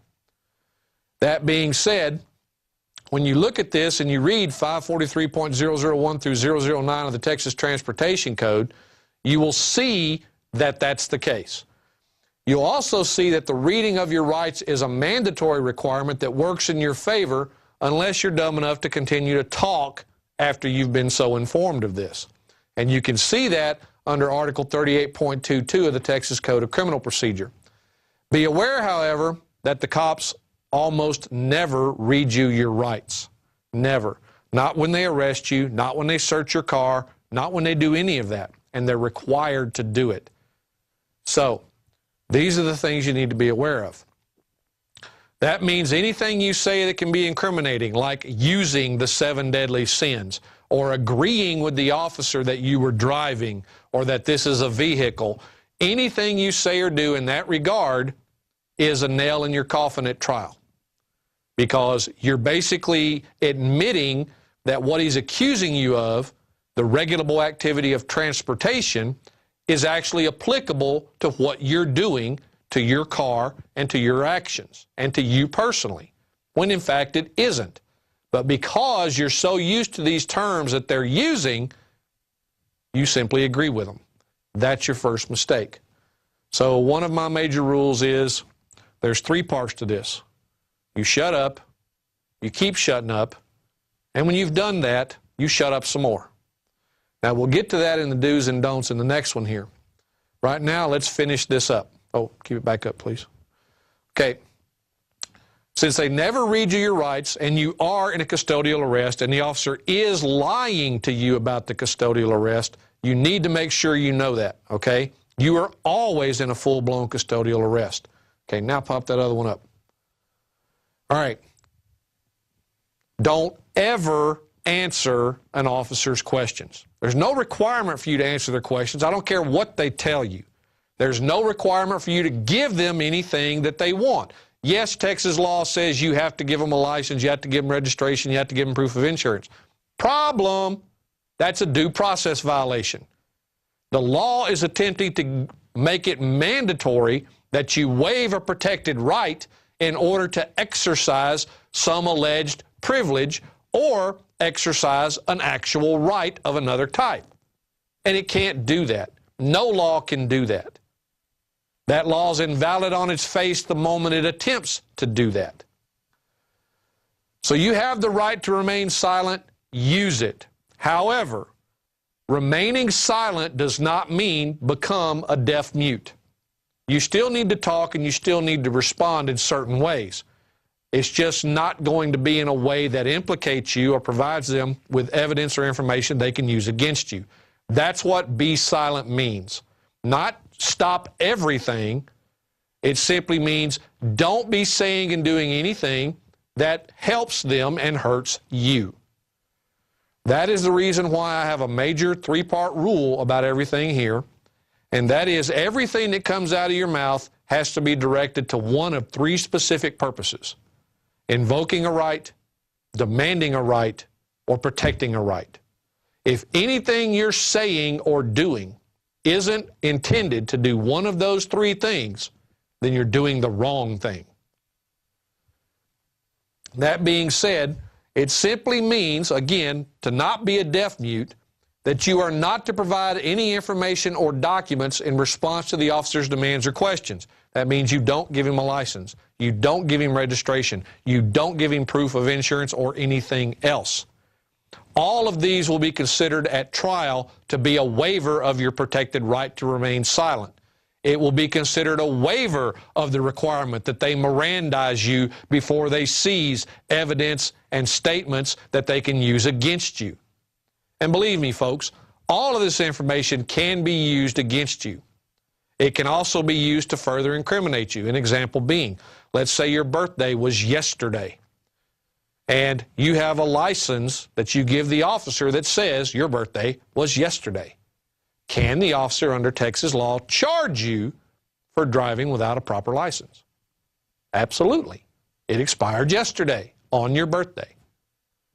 So unbeknownst to you, you provided him with something that he can actually charge you further with. And he's got the actual evidence because you gave it to him. If he demands that, or the prosecutor demands you produce your license at trial so he can show that it was expired on the date the citation was issued, what are you going to do? You're going to have to produce it. You can't have it suppressed because you voluntarily gave it to the officer at the time. You waived your right to remain silent by giving it to him. Same thing goes if you have the wrong or an expired insurance card. Same thing applies with registration, any of it. They can't compel you to waive your right to remain silent and not to self-incriminate in order to meet their requirement of tell me that you have what I want. Because what they want is for you to allow them to get you in that vice of pay us money or we'll come after you for more money. That's what they're after. So, again, the 3 fundamentals. Any information or documents in response to the officer's demands or questions is going to hurt you. Invoke your fundamentally protected right to remain silent and to assistance of counsel, and then simply refuse to waive those rights. How do we do that? Well, you waive it because you complied with the officer's demands. The moment you comply, it's waived. You're done. It's over. You cannot get that back. You cannot ask the information be suppressed because the courts will say you gave it up voluntarily. The foremost thing to remember in these situations is to not engage the officers in idle conversation, dialogue, or chit-chat. Why? Because the more comfortable you are and the more talkative you become, the more likely you are to say or do something that's going to hurt you somewhere down the line, or that will give this officer more information he needs to conduct what he's going to refer to as articulable probable cause or a heightened reasonable suspicion to say that you were doing something more illegal or that would give him an opportunity to go fishing down a different path. So don't just talk. Again, if you're doing that, you're doing it wrong. Now, this is known as my self-imposed rule of invoke, demand, and protect. Once you've invoked these rights, you never waive or abandon them by ignoring the procedures I'm giving you here. Any question the officer asks, like where are you coming from, where are you going, who are you meeting, they have nothing to do with the stop. Stop answering those questions. It's none of his business. He has no right or authority to know that. The only way he's going to get those answers is because you give them to him. And he has no business knowing. Stop giving your whole life up to these people just because they tell you they want it. They are used to simply getting these are used to get additional information that may allow the officer to continue his witch hunt and escalate the severity of the charges he might make against you. Also, never answer questions like, do you know why I pulled you over? Or are you aware that you... Stop helping this guy screw you over. That's what he's doing. When he asks those types of questions and you answer, what are you doing? You're giving him evidence. Well, yeah, I guess you caught me speeding back there or running that stop sign or going through that red light. Thank you for the confession that he has on his audio-video recording and will use against you in a court of law. Stop answering questions. Just don't. Next slide, please. You do need to remember to do the following immediately when you realize you're getting pulled over. First and foremost, roll up all of your windows and lock all of your doors. Okay, why? Because these guys are getting more aggressive every day about jumping in your car without any probable cause, coming in from the passenger side, your side, and just pulling you out of the car for no good reason, yanking your keys out of the ignition and refusing to give them back, any of those things. Roll your windows all the way up, lock all of your doors. That keeps them outside and you inside until they can give a viable reason why that needs to change. Don't give them the opportunity to do that. My personal habit, I'm not going to get into my habit because I don't recommend most people do it. You get the document by going to the website and downloading it. You can read what my habit is, but I'm not going to talk about it here. Do remember, however, that my objective here is not to get anyone hurt or injured. You have to use your own judgment as to how far you're willing to press your rights and keep them. That's entirely an individual requirement. You and only you know the situation you're in at the time. You and only you have reason to believe this officer is going to lose control and do something that will seriously injure you. You need to take that into consideration whatever happens, okay? But that being said, you need to be very careful that it gets to a point that is documented that you did not waive that right willingly, that you were forced to do it. Don't ever roll down more than one window at a time if you do remain in your car when you get stopped. No matter what the officer tells you to do, one window only. I don't care if there's cops at every window saying roll this down, don't do it. One window only. Why? Well, if you create more than one air vent in that car by rolling down multiple windows, you will create a cross breeze inside of that car. If you do that, that immediately gives the officer the opportunity to say he smells something coming from the car. With a single window down, that is impossible. Nothing can exit the car in that manner. There's no wind to blow it out the window for this officer to allegedly smell. So don't ever do that, because the first thing he's going to do when he can't get what he wants one way is he's going to attempt to escalate the stop and get it another. Don't ever roll your one open window down more than 2 and 2.5 inches. Again, no matter what the officer tells you. If he tells you you have to roll your window all the way down, just sit there and say, "Officer, I like the window where it is. I can hear you just fine. I'm comfortable with it right here. I don't want to roll it all the way down. I'm not going to roll it all the way down." There's no law that requires you to do that. Now, be aware that he will get upset by this, and he will attempt to threaten you, but he's not at a point yet where he can actually justify anything he does that consists of violence. He can yell, scream, and holler at you all day long, but he can't start trying to break your window or anything because you won't roll it all the way down. So just keep that in mind and keep going. Now, when we go forward on this and we look at the next do's and don'ts, don't ever provide an officer with any documents or other information that they demand. The legal ramifications to your fundamentally protected rights are devastating. Again, everything you give out voluntarily will be considered exactly that, voluntarily.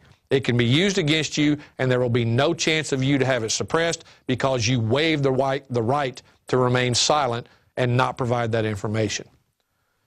Don't ever give your consent to an officer to search your car for any reason. That's just dumb. Don't do it. Without a warrant, they don't have a reason to search your car unless they actually put you in the back of theirs with the intent of taking you to a magistrate, which is where they're supposed to take you, even though they take you directly to jail. You need to be aware that that also is illegal in most states, including Texas, and that you can sue them for false imprisonment when they do that. But that's beyond the scope of this presentation. If you want to know more about that, come to my classes down at Brave New Books, or join Tower of Law when it launches, and you'll get to learn about it online.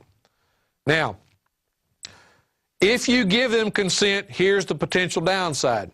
You are asking for the incriminating evidence to get planted in your car, or evidence that you may not have even known was in your car to be discovered. You could have had a friend in there that got nervous and had a joint in his backpack or his pocket or whatever, and immediately threw it under the front seat when the cop pulled you over. You could have got stopped yesterday by another cop, and you had someone with you that did something similar. And now today you get stopped again and thinking, well, I'm alone, there's nothing in the car, I don't have anything, so yeah, go ahead and search. And you got a joint laying on your front seat that your friend threw there and you knew nothing about. Don't consent to a search that doesn't have a warrant attached to it. Just don't. This is the key reason you don't get out of your car, because they have to have a really good reason, such as actually saying, we're taking you with us, in order to get into that car to perform a search without that warrant.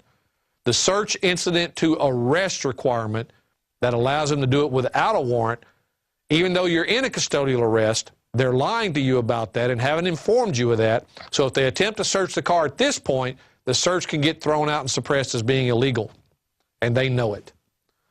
So don't ever give consent to search. Okay, next one.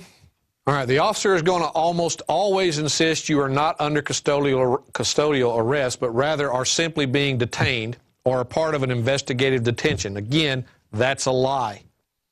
No officer has the authority to simply walk up and demand that you answer questions, produce ID, or provide them with your private information, but they're going to try to do that, okay? So it doesn't matter whether they're doing it verbally, doesn't matter whether they're demanding you give it to them in the physical form on an ID. They can't just walk up and demand it, and you're not required to give it to them. Be aware that when you won't submit and give them your information, though, their favorite tactic is to start threatening you, and they're going to start trying to say they're going to charge you with failure to identify, which here in Texas is one of their favorites.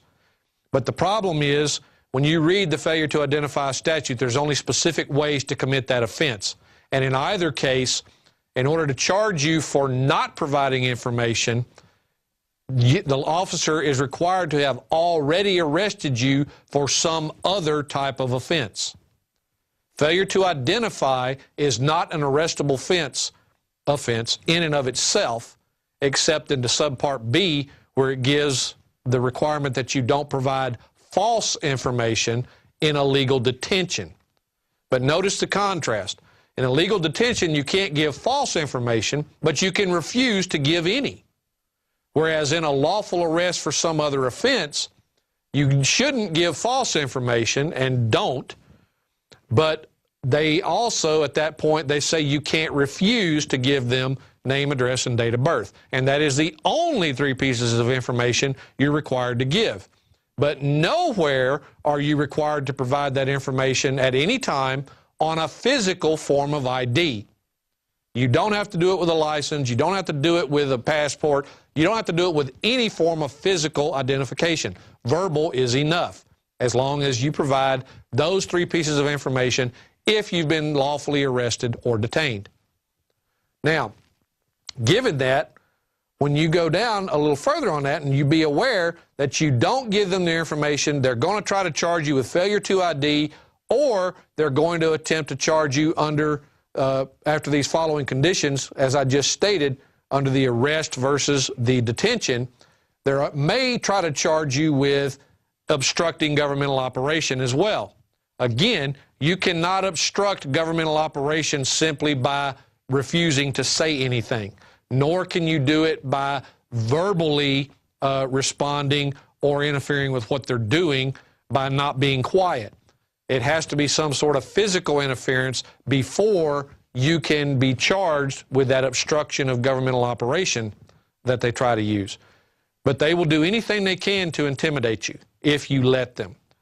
You need to maintain a calm, cool, self-composed posture at all times. You want the video evidence to show you never lost self-control. If anyone lost control, it was the officer or officers on the scene. They got upset. They lost their temper. They made threats. They assaulted you or your car. Okay? That's what you want the evidence to show. When you start standing up for your rights, I guarantee you these guys are going to start being upset. But when we get to the questions, you're going to see exactly why that's important. Now, when you go down, don't need to give them physical ID. You just simply need to verbally give them those 3 pieces of information. All right, let's go to the next. Now, how do you know when you are in custody and are required to provide these 3 pieces of information? How do you know when you are in custody where the officer is required to read you your rights?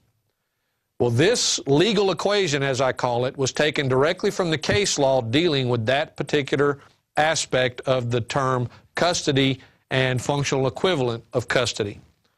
Custody is custodial arrest or functional equivalent of a custodial arrest. And like I said, here in Texas, 543 of the Transportation Code tells you you're in a custodial arrest by law right off the bat.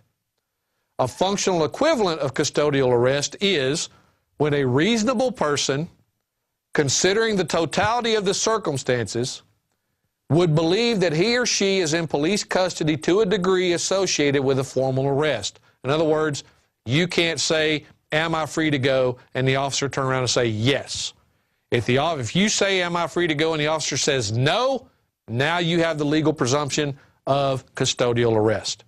That becomes very important with that 38.22 of the Code of Criminal Procedure when they must inform you of your Miranda rights before they proceed. Next. Okay. Now, everything you do is directed at protecting yourself. Everything. And you need to remember these 2 important factors about any traffic stop. The purpose and intent of every transportation stop is to escalate it to either a DUI or drug bust. Always. That is where the officer will attempt to escalate the stop to if given the opportunity. That's just another reason why you do not answer his questions. You do not get into chit-chat or idle talk with the officer that will give him any reason to latch on to any statement that you make and allow him to escalate it to one of these 2 much higher and much more dangerous offenses. So do not do any of those things. This is what they're going to attempt to do. Be aware of it, expect it, prevent it. Do not attempt to educate the officer. Don't tell him what his job is. Don't tell him who you are. Don't tell him, you know, this is what the law says you have to do. I know my rights and blah, blah, blah. You're attempting to educate an officer on the side of the road. Unfortunately, most of these guys, besides not caring, don't have the IQ for it. Now, that's not to say there's not good officers. There are. I fully agree that there are. But the good ones are too few and far between to stand up by themselves to resist the bad ones. They need our help. Once they see they're not outnumbered, maybe they'll get a voice. Maybe they'll get in a group and make a voice. I don't know. But the only way to do it is to know this for yourself at the moment, so let's get with it. Once you know the officer's name and his badge number, you're going to use that as often as possible while you're going down the things in this script. Why? Because you want that officer associated with every illegal activity you can get him into while he's got you. So you want to directly relate him and what he's doing to some violation of your rights at every single opportunity. That also makes any video record self-authenticating. When everyone that's in the recording is known, no one has to testify as to, well, this is that person, this is that person, this was made here, this was made there. It becomes self-documenting and self-authenticating when everybody's name is stated for the record, when everything in it is agreed that, yeah, that's what was said, that's who it was, and that's when it was done. By doing these things and getting his name and everything introduced and making him answer you like he wants you to answer him, you make that recording self-authenticating, including the one you're making, not just the one he's making. Remember, you don't leave home without a recording device. This includes in your car. I've got multiple ones in mine. Good luck on finding all of them to prevent me from having the record I need. Now, again, everything you say is directed at one of the three rules: invoke, demand, protect. Always. Next slide. Question 1.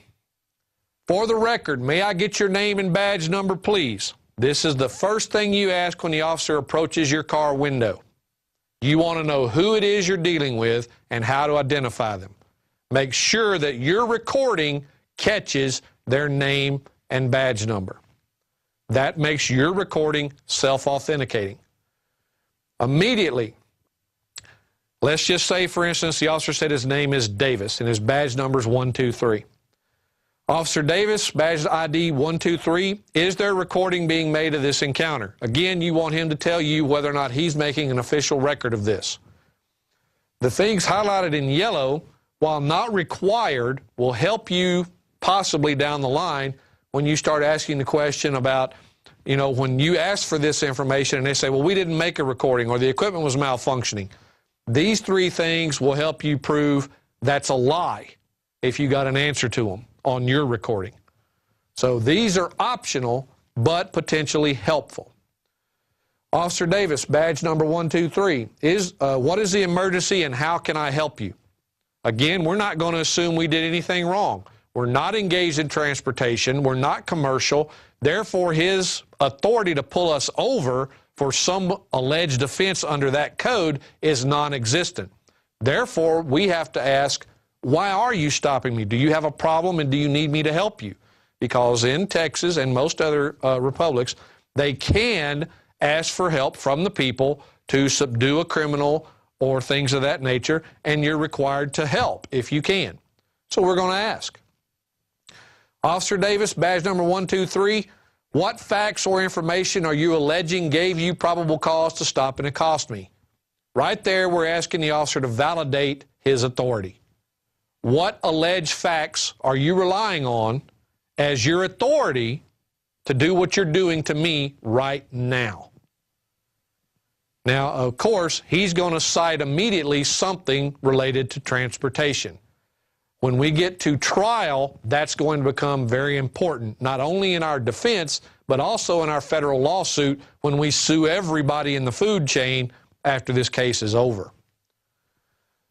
Officer Davis, badge number 123, do you have a properly signed and issued warrant authorizing you to search me or my property? Again, documenting the right. Do you have a warrant?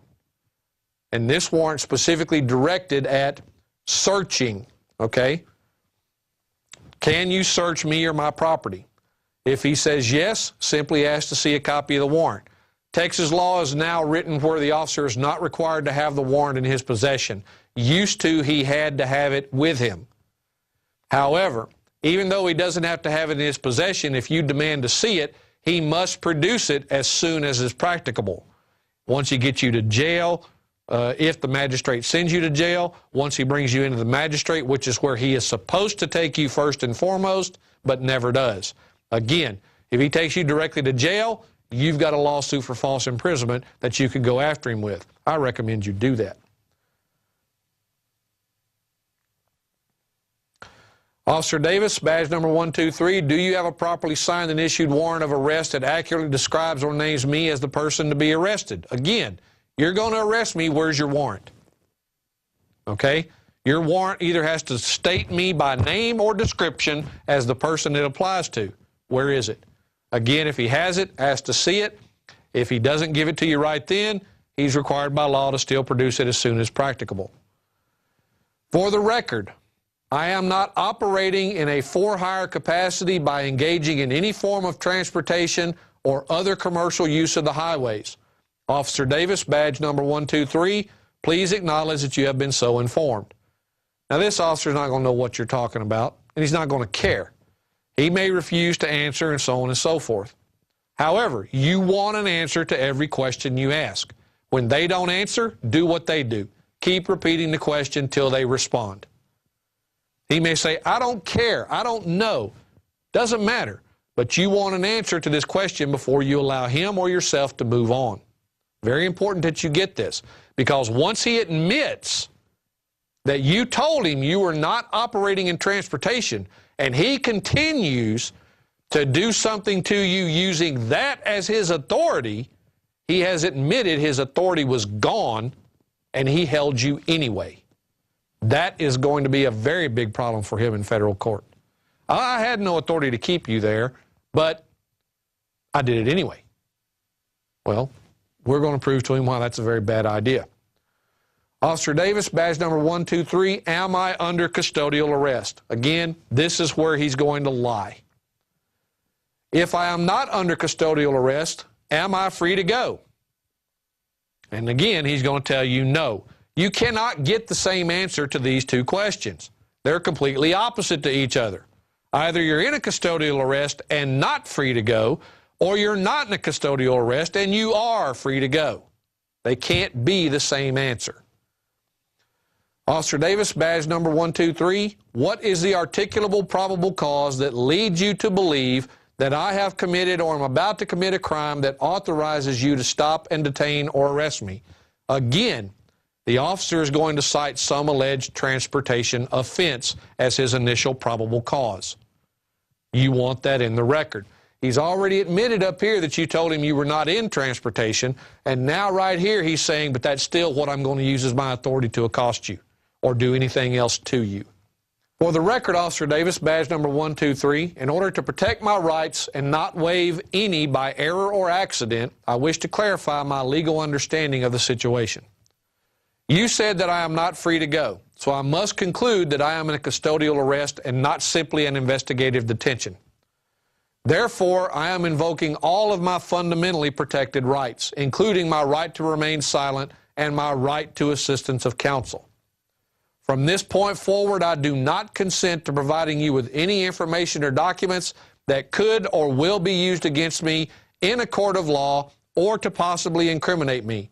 So please do not ask me to produce anything and give it to you. From this point forward, please do not ask me to answer any questions or to perform any tests relating to any matter whatsoever without my attorney present. All right, now the clincher to that setup is going to be this. Officer Davis, badge number 123, do you intend to harm, injure, or punish me by any method of assault, arrest, and or incarceration because I have invoked these fundamentally protected rights? Now that's going to create an immediate problem for the officer. Understand this, when you refuse to produce the demanded documents or to answer any questions, the officer is going to begin to get upset and continuously state the following. The law requires that you produce a driver's license and other information on demand of a law enforcement officer. Well, again, they're also prone to falsely accusing you of obstructing or interfering with a public duty or officer, or just outright threatening to commit acts of violence against you and your property. Don't fall for the intimidation tactic. That's what this is. Invoking and refusing to waive your fundamental rights is not and cannot be converted into a crime. And if they do arrest and charge you falsely for interfering or obstructing, then you get to sue everybody. Why? Because they just punished you for invoking those protected rights. They're doing what they're doing because you invoked the right not to let them. But the moment you waive that right, you won't get it back. And you need to keep that in mind. So just remember, when the officers continue to demand that you produce a license, registration, proof of financial responsibility, or any other information or documents, despite their threats, all you do is keep repeating the following.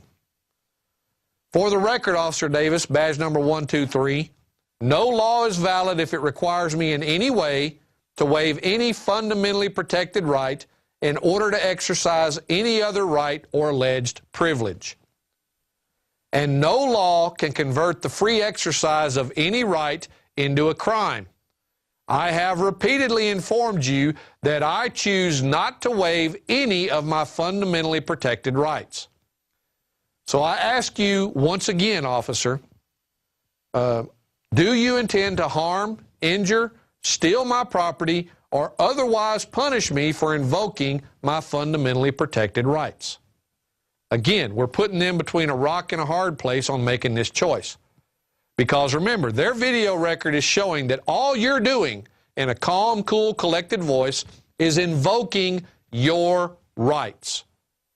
The rights that you have that are inherent.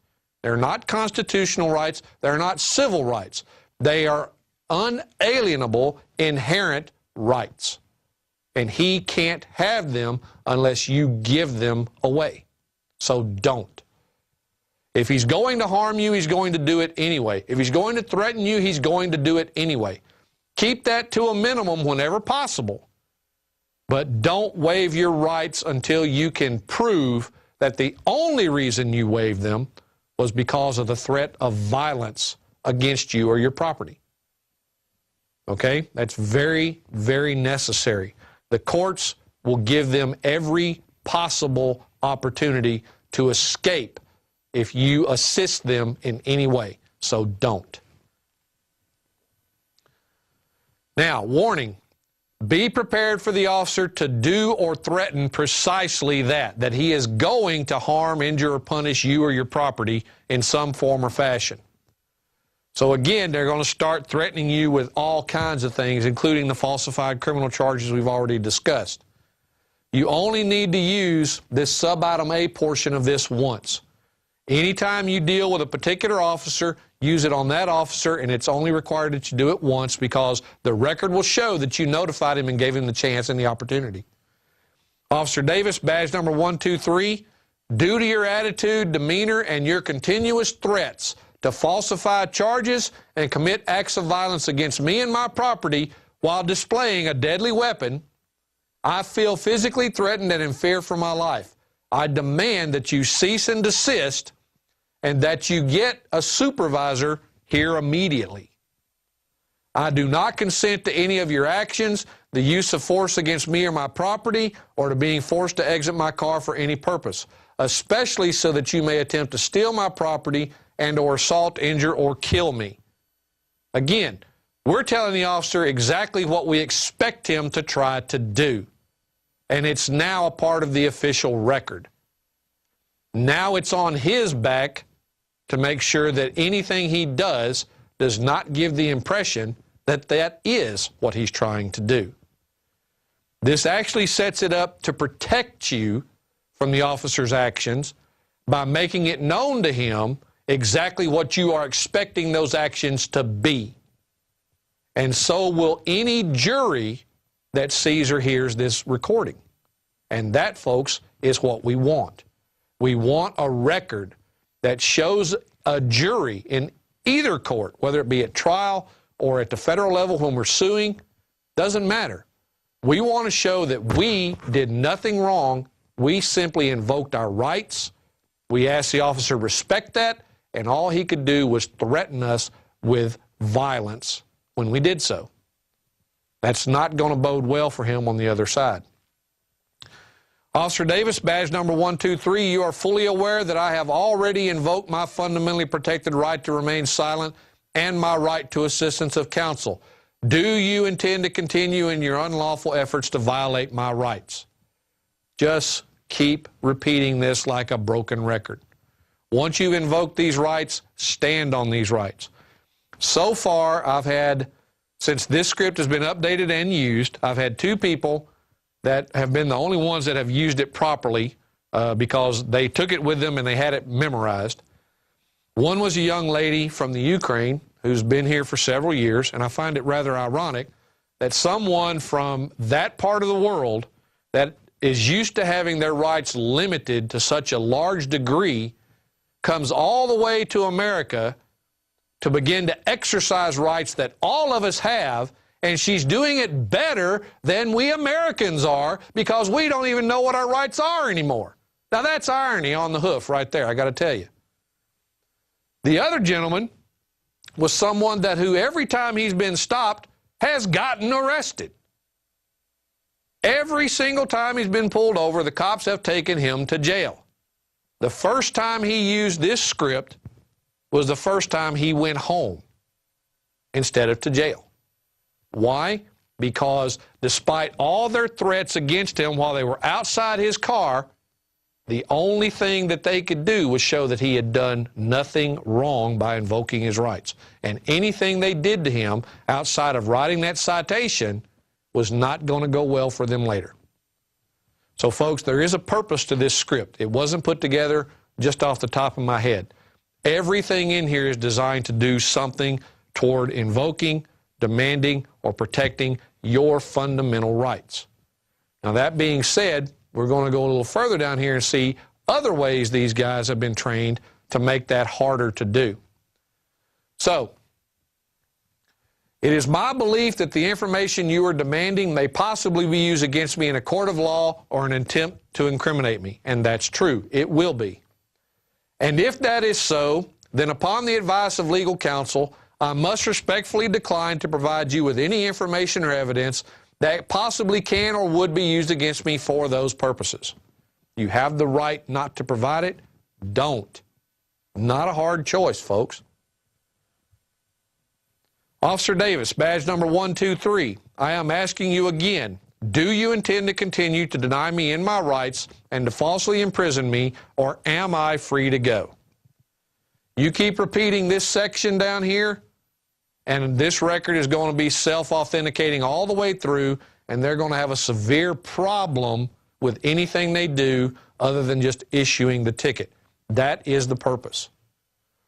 Now, when you start doing this, if they start threatening to break your windows or anything of that nature, you need to know basic safety protection for yourself. Cover your eyes and like this for the side of your face and look down at the center console of your car so that anything they do won't come flying into your face. But if you do this correctly and you don't lose your temper, the odds of that happening get lower and lower with each passing question. Because you don't get out of hand and they do, the video evidence is going to show that somebody's going to wind up sued on the back end, and it's going to be in your favor. So, the other thing about the escalation of the stop when it comes to DUIs or drug busts, these are the things I'm going to tell you about next. When you are in that car, it is very important that you do not put your face against that 2 to 2.5 inch crack you have on the window. Don't turn and speak directly through it. Don't speak directly into the officer's face. Don't roll your window down any further than the 2 to 2.5 inches. When you talk, you can do it in this manner. Whatever you got to do, tilt your head up, but don't speak directly into the crack or anything else. and here is why. The officer is then going to attempt to escalate this by making false allegations. He's going to say he smelled drugs, he smelled alcohol, anything and everything to give him the grounds to come after you, since he can't do anything more with the transportation stop. You've blocked him at every turn. He wants that DUI or drug bust. That's what he wants. Don't give it to him.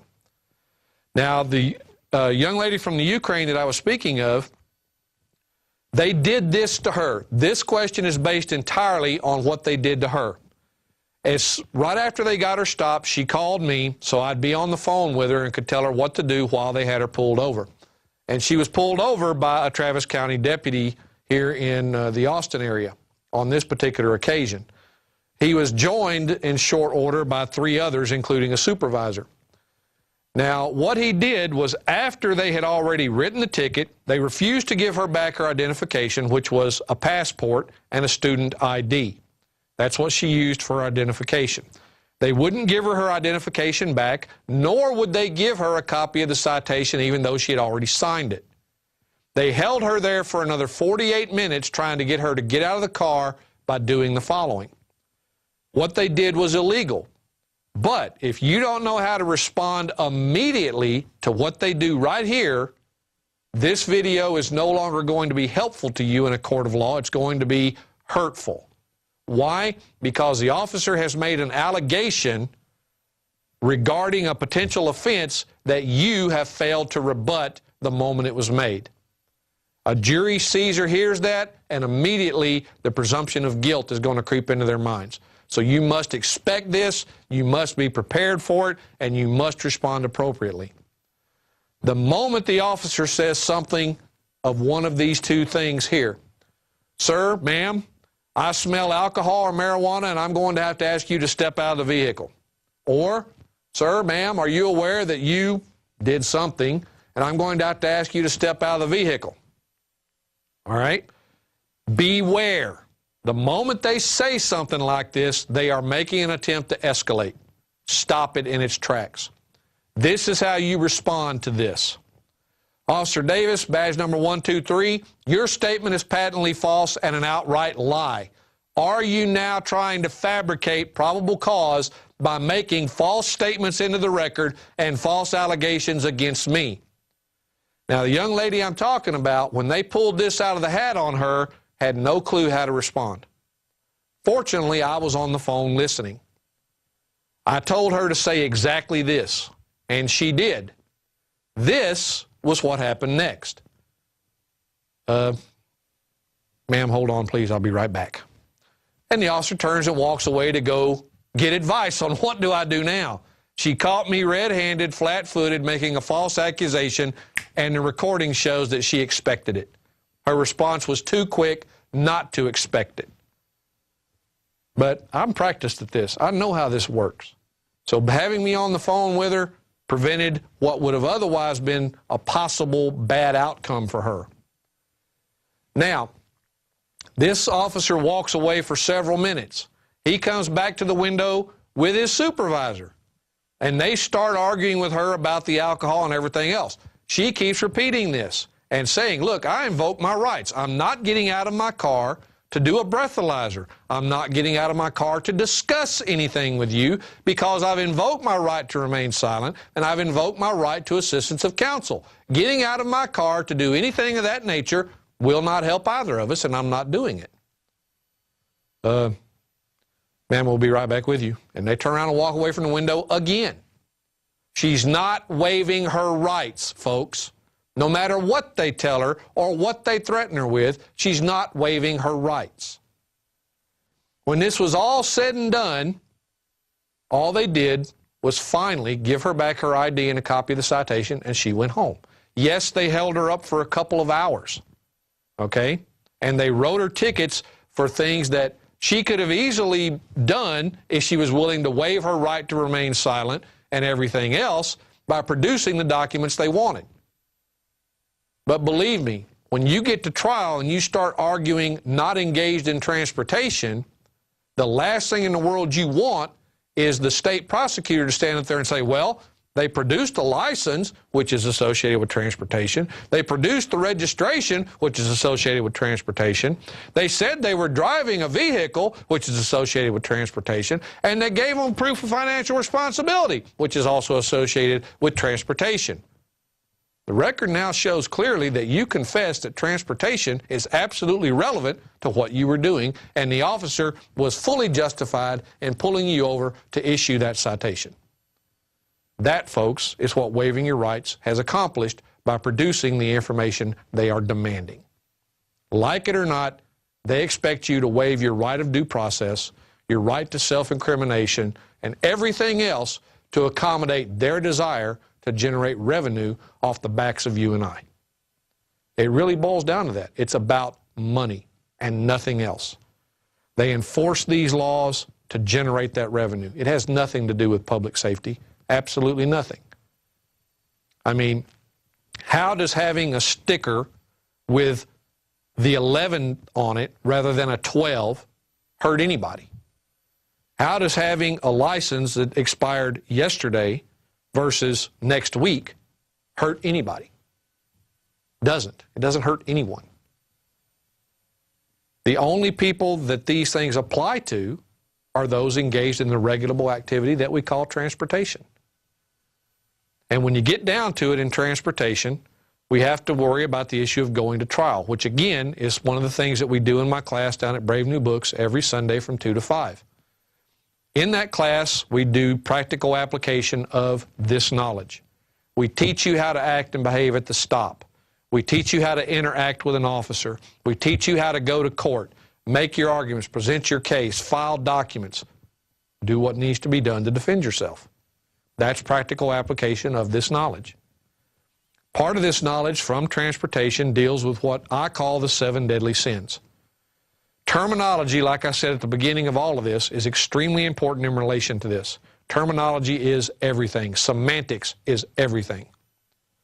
Anytime at trial they attempt to say that you're in violation of some transportation statute or some city ordinance relating to transportation, they're going to have to use one or more of these 7 terms to refer to what you're doing. If they attempt to prove their case without ever using any of these 7 terms, then their case dies with what they're doing. Because without these terms, they cannot prove the elements of the statute have been met. If they can't prove the elements, each and every one of the elements for a particular accusation, then that accusation falls flat on its face. If it's got 5 required elements, they have to prove all 5. They cannot prove 4. They can't prove 2. It's an all or nothing deal. They have to prove them all. If they fail to use these terms in relation to that accusation, they can't do it. So why are these terms important? Well, again, they all relate to the issue of transportation. All of them are defined or should have been defined within the Transportation Code. The 7 deadly sins as we have them listed are: 1, this state. Most of you are going to see this term, this state, and you're going to make an assumption. And everybody out there ought to know what the real meaning of assumption is. Okay? It does what to you and me? This state is presumed to be the geographical region we know as Texas or Louisiana or Mississippi or whatever particular state you're in. That's an assumption, folks. This state is one of those phrases that is not defined in any law anywhere. This state is not even in the legal dictionaries. Why? When you presume something about a law, you're making a mistake. There is no case law that says what this phrase means. So what makes you think you are qualified, neither as a judge or a lawyer, to make that determination yourself? It's an assumption about what it means. Don't fall for it. This state is not the geographical region of Texas. This has to do with a commercial area that we're not in and don't want to be in unless we go there voluntarily by participating in that regulable activity. We're not going to do that. We're not going to admit to that. 2, police officer. Now in Texas, I say that's one of the 7 deadly sins because Police officer is defined in the Transportation Code, separate and apart from peace officer, which is defined in the Code of Criminal Procedure under 2.12, like we saw at the very beginning. So why the disparity? Why is there a peace officer definition in this code and a police officer definition in the Transportation Code? Well, again, you want to know all the details of that, come to my class. The class teaches you how all this works and why. Right now, we're just dealing with the terms you need to be aware of. Third, transportation. Again, not defined in any Texas code anywhere, but we did see what it actually means. It means commercial use of the roads by a carrier for conducting business for compensation or hire. That's what it means. Has nothing to do with your private travel to and from anywhere in your car. Nothing whatsoever. The other is motor vehicle, vehicle, the term drive and any grammatical variation thereof, such as driver, driving, driven, whatever, and the term operate and any grammatical variation of that particular one, such as operator, operating, or operated, and whatever. All of those are the 7 deadly sins of terminology. Anytime these terms or phrases are used in a trial or any judicial proceeding for which you are dealing with a citation, you need to be objecting to the use of the terms. There is a right way and a wrong way to make this objection. I'm going to show you the right way.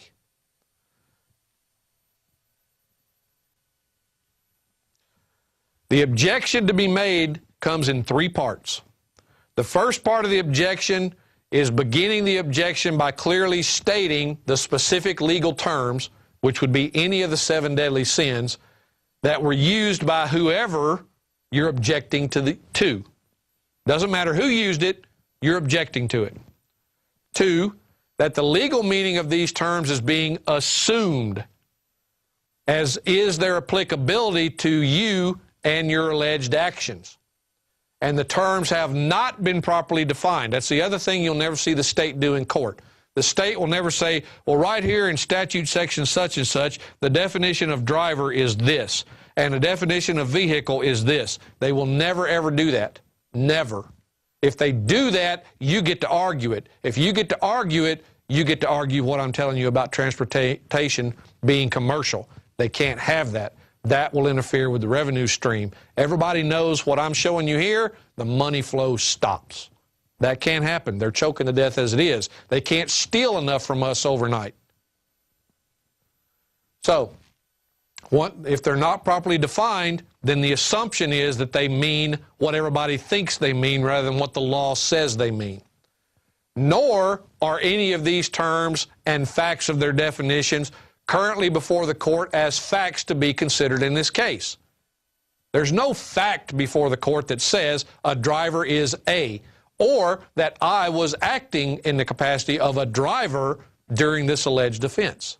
That didn't happen, and there's no evidence in front of the court that shows that it happened, or that it's even applicable. 3, that the use of these terms by anyone is an inappropriate and premature legal conclusion based entirely on the aforementioned assumption in 2. So, when you do the objection, remember that it has to be timely. You have to object within 2 to 3 seconds when you hear this term or phrase or group of terms or phrases pop out of someone's face. You have to be listening. One of the things I teach in my class primarily is this. You must learn to listen to what you hear. You can hear everything that's going on and not be listening to any of it. Therefore, you can't respond to it, recall it at a later time, or use it because you don't know what it was. You have to listen to what you hear. So you have to be paying attention to what everyone in that courtroom is saying when it's the prosecutor, the judge, or any member of the jury if they're asking questions, or whoever is sitting in the witness stand. You have to be listening. You have to be expectant of what's going to come out of their mouth because they have to use the 7 deadly sins to prove their case. You must be listening for them, as well as all the other facts and information you're going to need as you progress. This is going to be the objection. Now, when you get there, there's something I want you to understand and think about this. See if you can name a single government-issued license or permit that is issued for any purpose other than engaging in some commercial activity for compensation or hire. When you start thinking about all the governmental licenses and permits that exist, if you think about how it's applied at every point and used at every point, it will eventually dawn on you where the commercial aspect of that license or permit pops up its ugly head. All of them are commercial, folks, no matter what you're told. They are commercial. The objection we're going to make is this. And remember, in court, an objection must be begun with the word objection. A lot of people tend to forget that, but don't. Objection to the use of the terms and whatever terms you're objecting to. Let's say, for instance, the prosecutor is questioning the officer, and the prosecutor said, when the defendant was driving his vehicle, and he gets that far before you can object, there's two of the 7 deadly sins you need to be objecting to: drive and vehicle. So this is how the objection will go. Objection to the use of the terms drive and vehicle. They assume facts not in evidence, not previously agreed to, and requires a legal conclusion. Now remember, this was the prosecutor that said these terms. That's why we don't use the last 4 words. Had this been the witness on the stand, such as the officer, we would have added the 4 words, by the fact witness. The prosecutor is not a fact witness. He was not present at the time of the alleged offense. So we stop with conclusion when we make our objection when the prosecutor, the jury member, or the judge attempts to use any of the 7 deadly sins. When the officer or any other witness on the stand uses them, we use the full objection, including the last 4 words. Okay? And that's really what the bottom paragraph there is telling you, why the fact by the fact witness gets added or not used. Now, that being said, folks, this is pretty much the summary of the transportation script and how we use it. It's meant and designed to protect you and your rights from the encroachment that these people are performing upon our daily lives at every turn. It's up to us to stop them. Only with information and the desire to use that information will we be successful. I would like to thank you all for listening. I'd like to thank Alex for having me here. Thank you so much. Please come visit ruleoflawradio.com or logosradionetwork.com, and I will happily allow you to download the information. All the documents that we went over today will be available on the logosradionetwork.com/TAO, T-A-O, and you can get all that plus the 2 scripts that we're talking about. Give them a once over, learn them, commit them to memory, and use them to protect you and your rights in the future. Thank you again, and God bless.